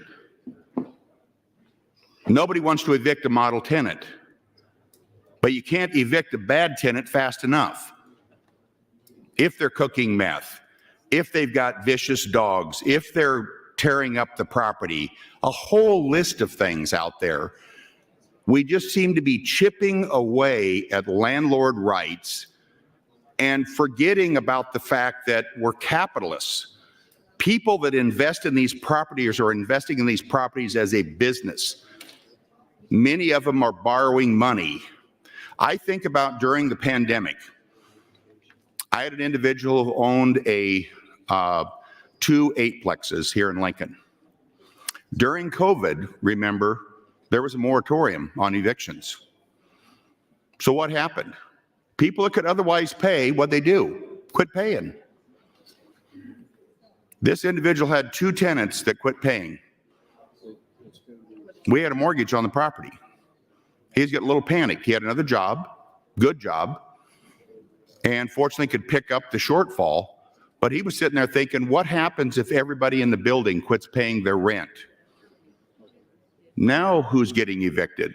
Now the owner of the property is losing his property because he's not making his payments. And oh, by the way, the big bad bank that's taken the property away, we've got regulators that we're dealing with that are saying, wait a minute, you've got this borrower here now that's 90 days past due. Now you've got a problem loan. Now we're going to have to classify it. You're going to have to put money in your loan loss reserve if you're going to continue to keep this on your books as a good asset. And if you don't do that, you're going to have to ultimately write off the asset if you don't go foreclose and get the money. There's a chain reaction here, folks. And there's a point here when we make a deal. It's like the student loan forgiveness. What's going on? You signed agreement that said you're going to pay the money back. When you lease a property, you signed a lease that says, I will pay you on this date, and I've got this much grace period. So if you don't trust the mail, set up an ACH. Set up an auto debit. But make sure that payment gets there in time. My frustration is we just chip away and chip away and chip away, and we talk about these one-offs that, well, they were just a couple of days late. Do those happen? I'm sure they do. But the lion's share don't. If I'm a property owner, no matter how big I am, it's a lot of hassle to kick a tenant out, bring a new tenant in, work through the process of making those changes. Nobody wants to do that. They're going to look as hard as they can to figure out a way to keep them in there. And now you're the next tenant. Now you're the next landlord. And this person's coming to you that had been evicted. And for whatever reason, the landlord backed off. They didn't do the eviction because the guy moved out and paid up. But you still got the problem. They still didn't pay. They still were a problem. But now the next guy is not going to see this. Those are some of the practical problems that are out there, concerns I continue to have with the bill. As I said before, I committed to Senator Dungan that I would vote yes on general, and I will. But I'm still unconvinced on select. The only thing that's compelling me to vote for this on select is cleaning up any constitutional language, which I think is what Senator Slama is wanting to do with the changes that she's suggesting. So I'm anxious to see what happens here afterwards. I might also just mention that I'm not sure why we're requiring a judge to tell the person what their rights are. It seems to me that's what the attorney's job is. And I think we're introducing something new in the criminal justice system that is unnecessary and that's not being done elsewhere in the criminal code. So I'm concerned about that language as well. Thank you, Mr. President. Thank you, Senator Jacobson. Mr. Clerk, for items. Thank you, Mr. President. Your Committee on Judiciary, chaired by Senator Wayne, reports Legislative Bill 934 to general file with committee amendments. Additionally, amendment to be printed from Senator Boslin to LB 137. Notice that the Executive Board will meet upon recess in room 2102 for an executive session, Exec Board 2102 upon noon recess. Additionally, the Agriculture Committee will be meeting in room 2022 for an executive session at 1:30 p.m. Agriculture Committee, 1:30 p.m., 2022 exec session. Finally, Mr. President, priority motion. Senator Michaela Kavanaugh moved to recess the body until 1:30 p.m. Members, you've heard the motion to recess. All those in favor say aye. Those opposed, nay. We are in recess.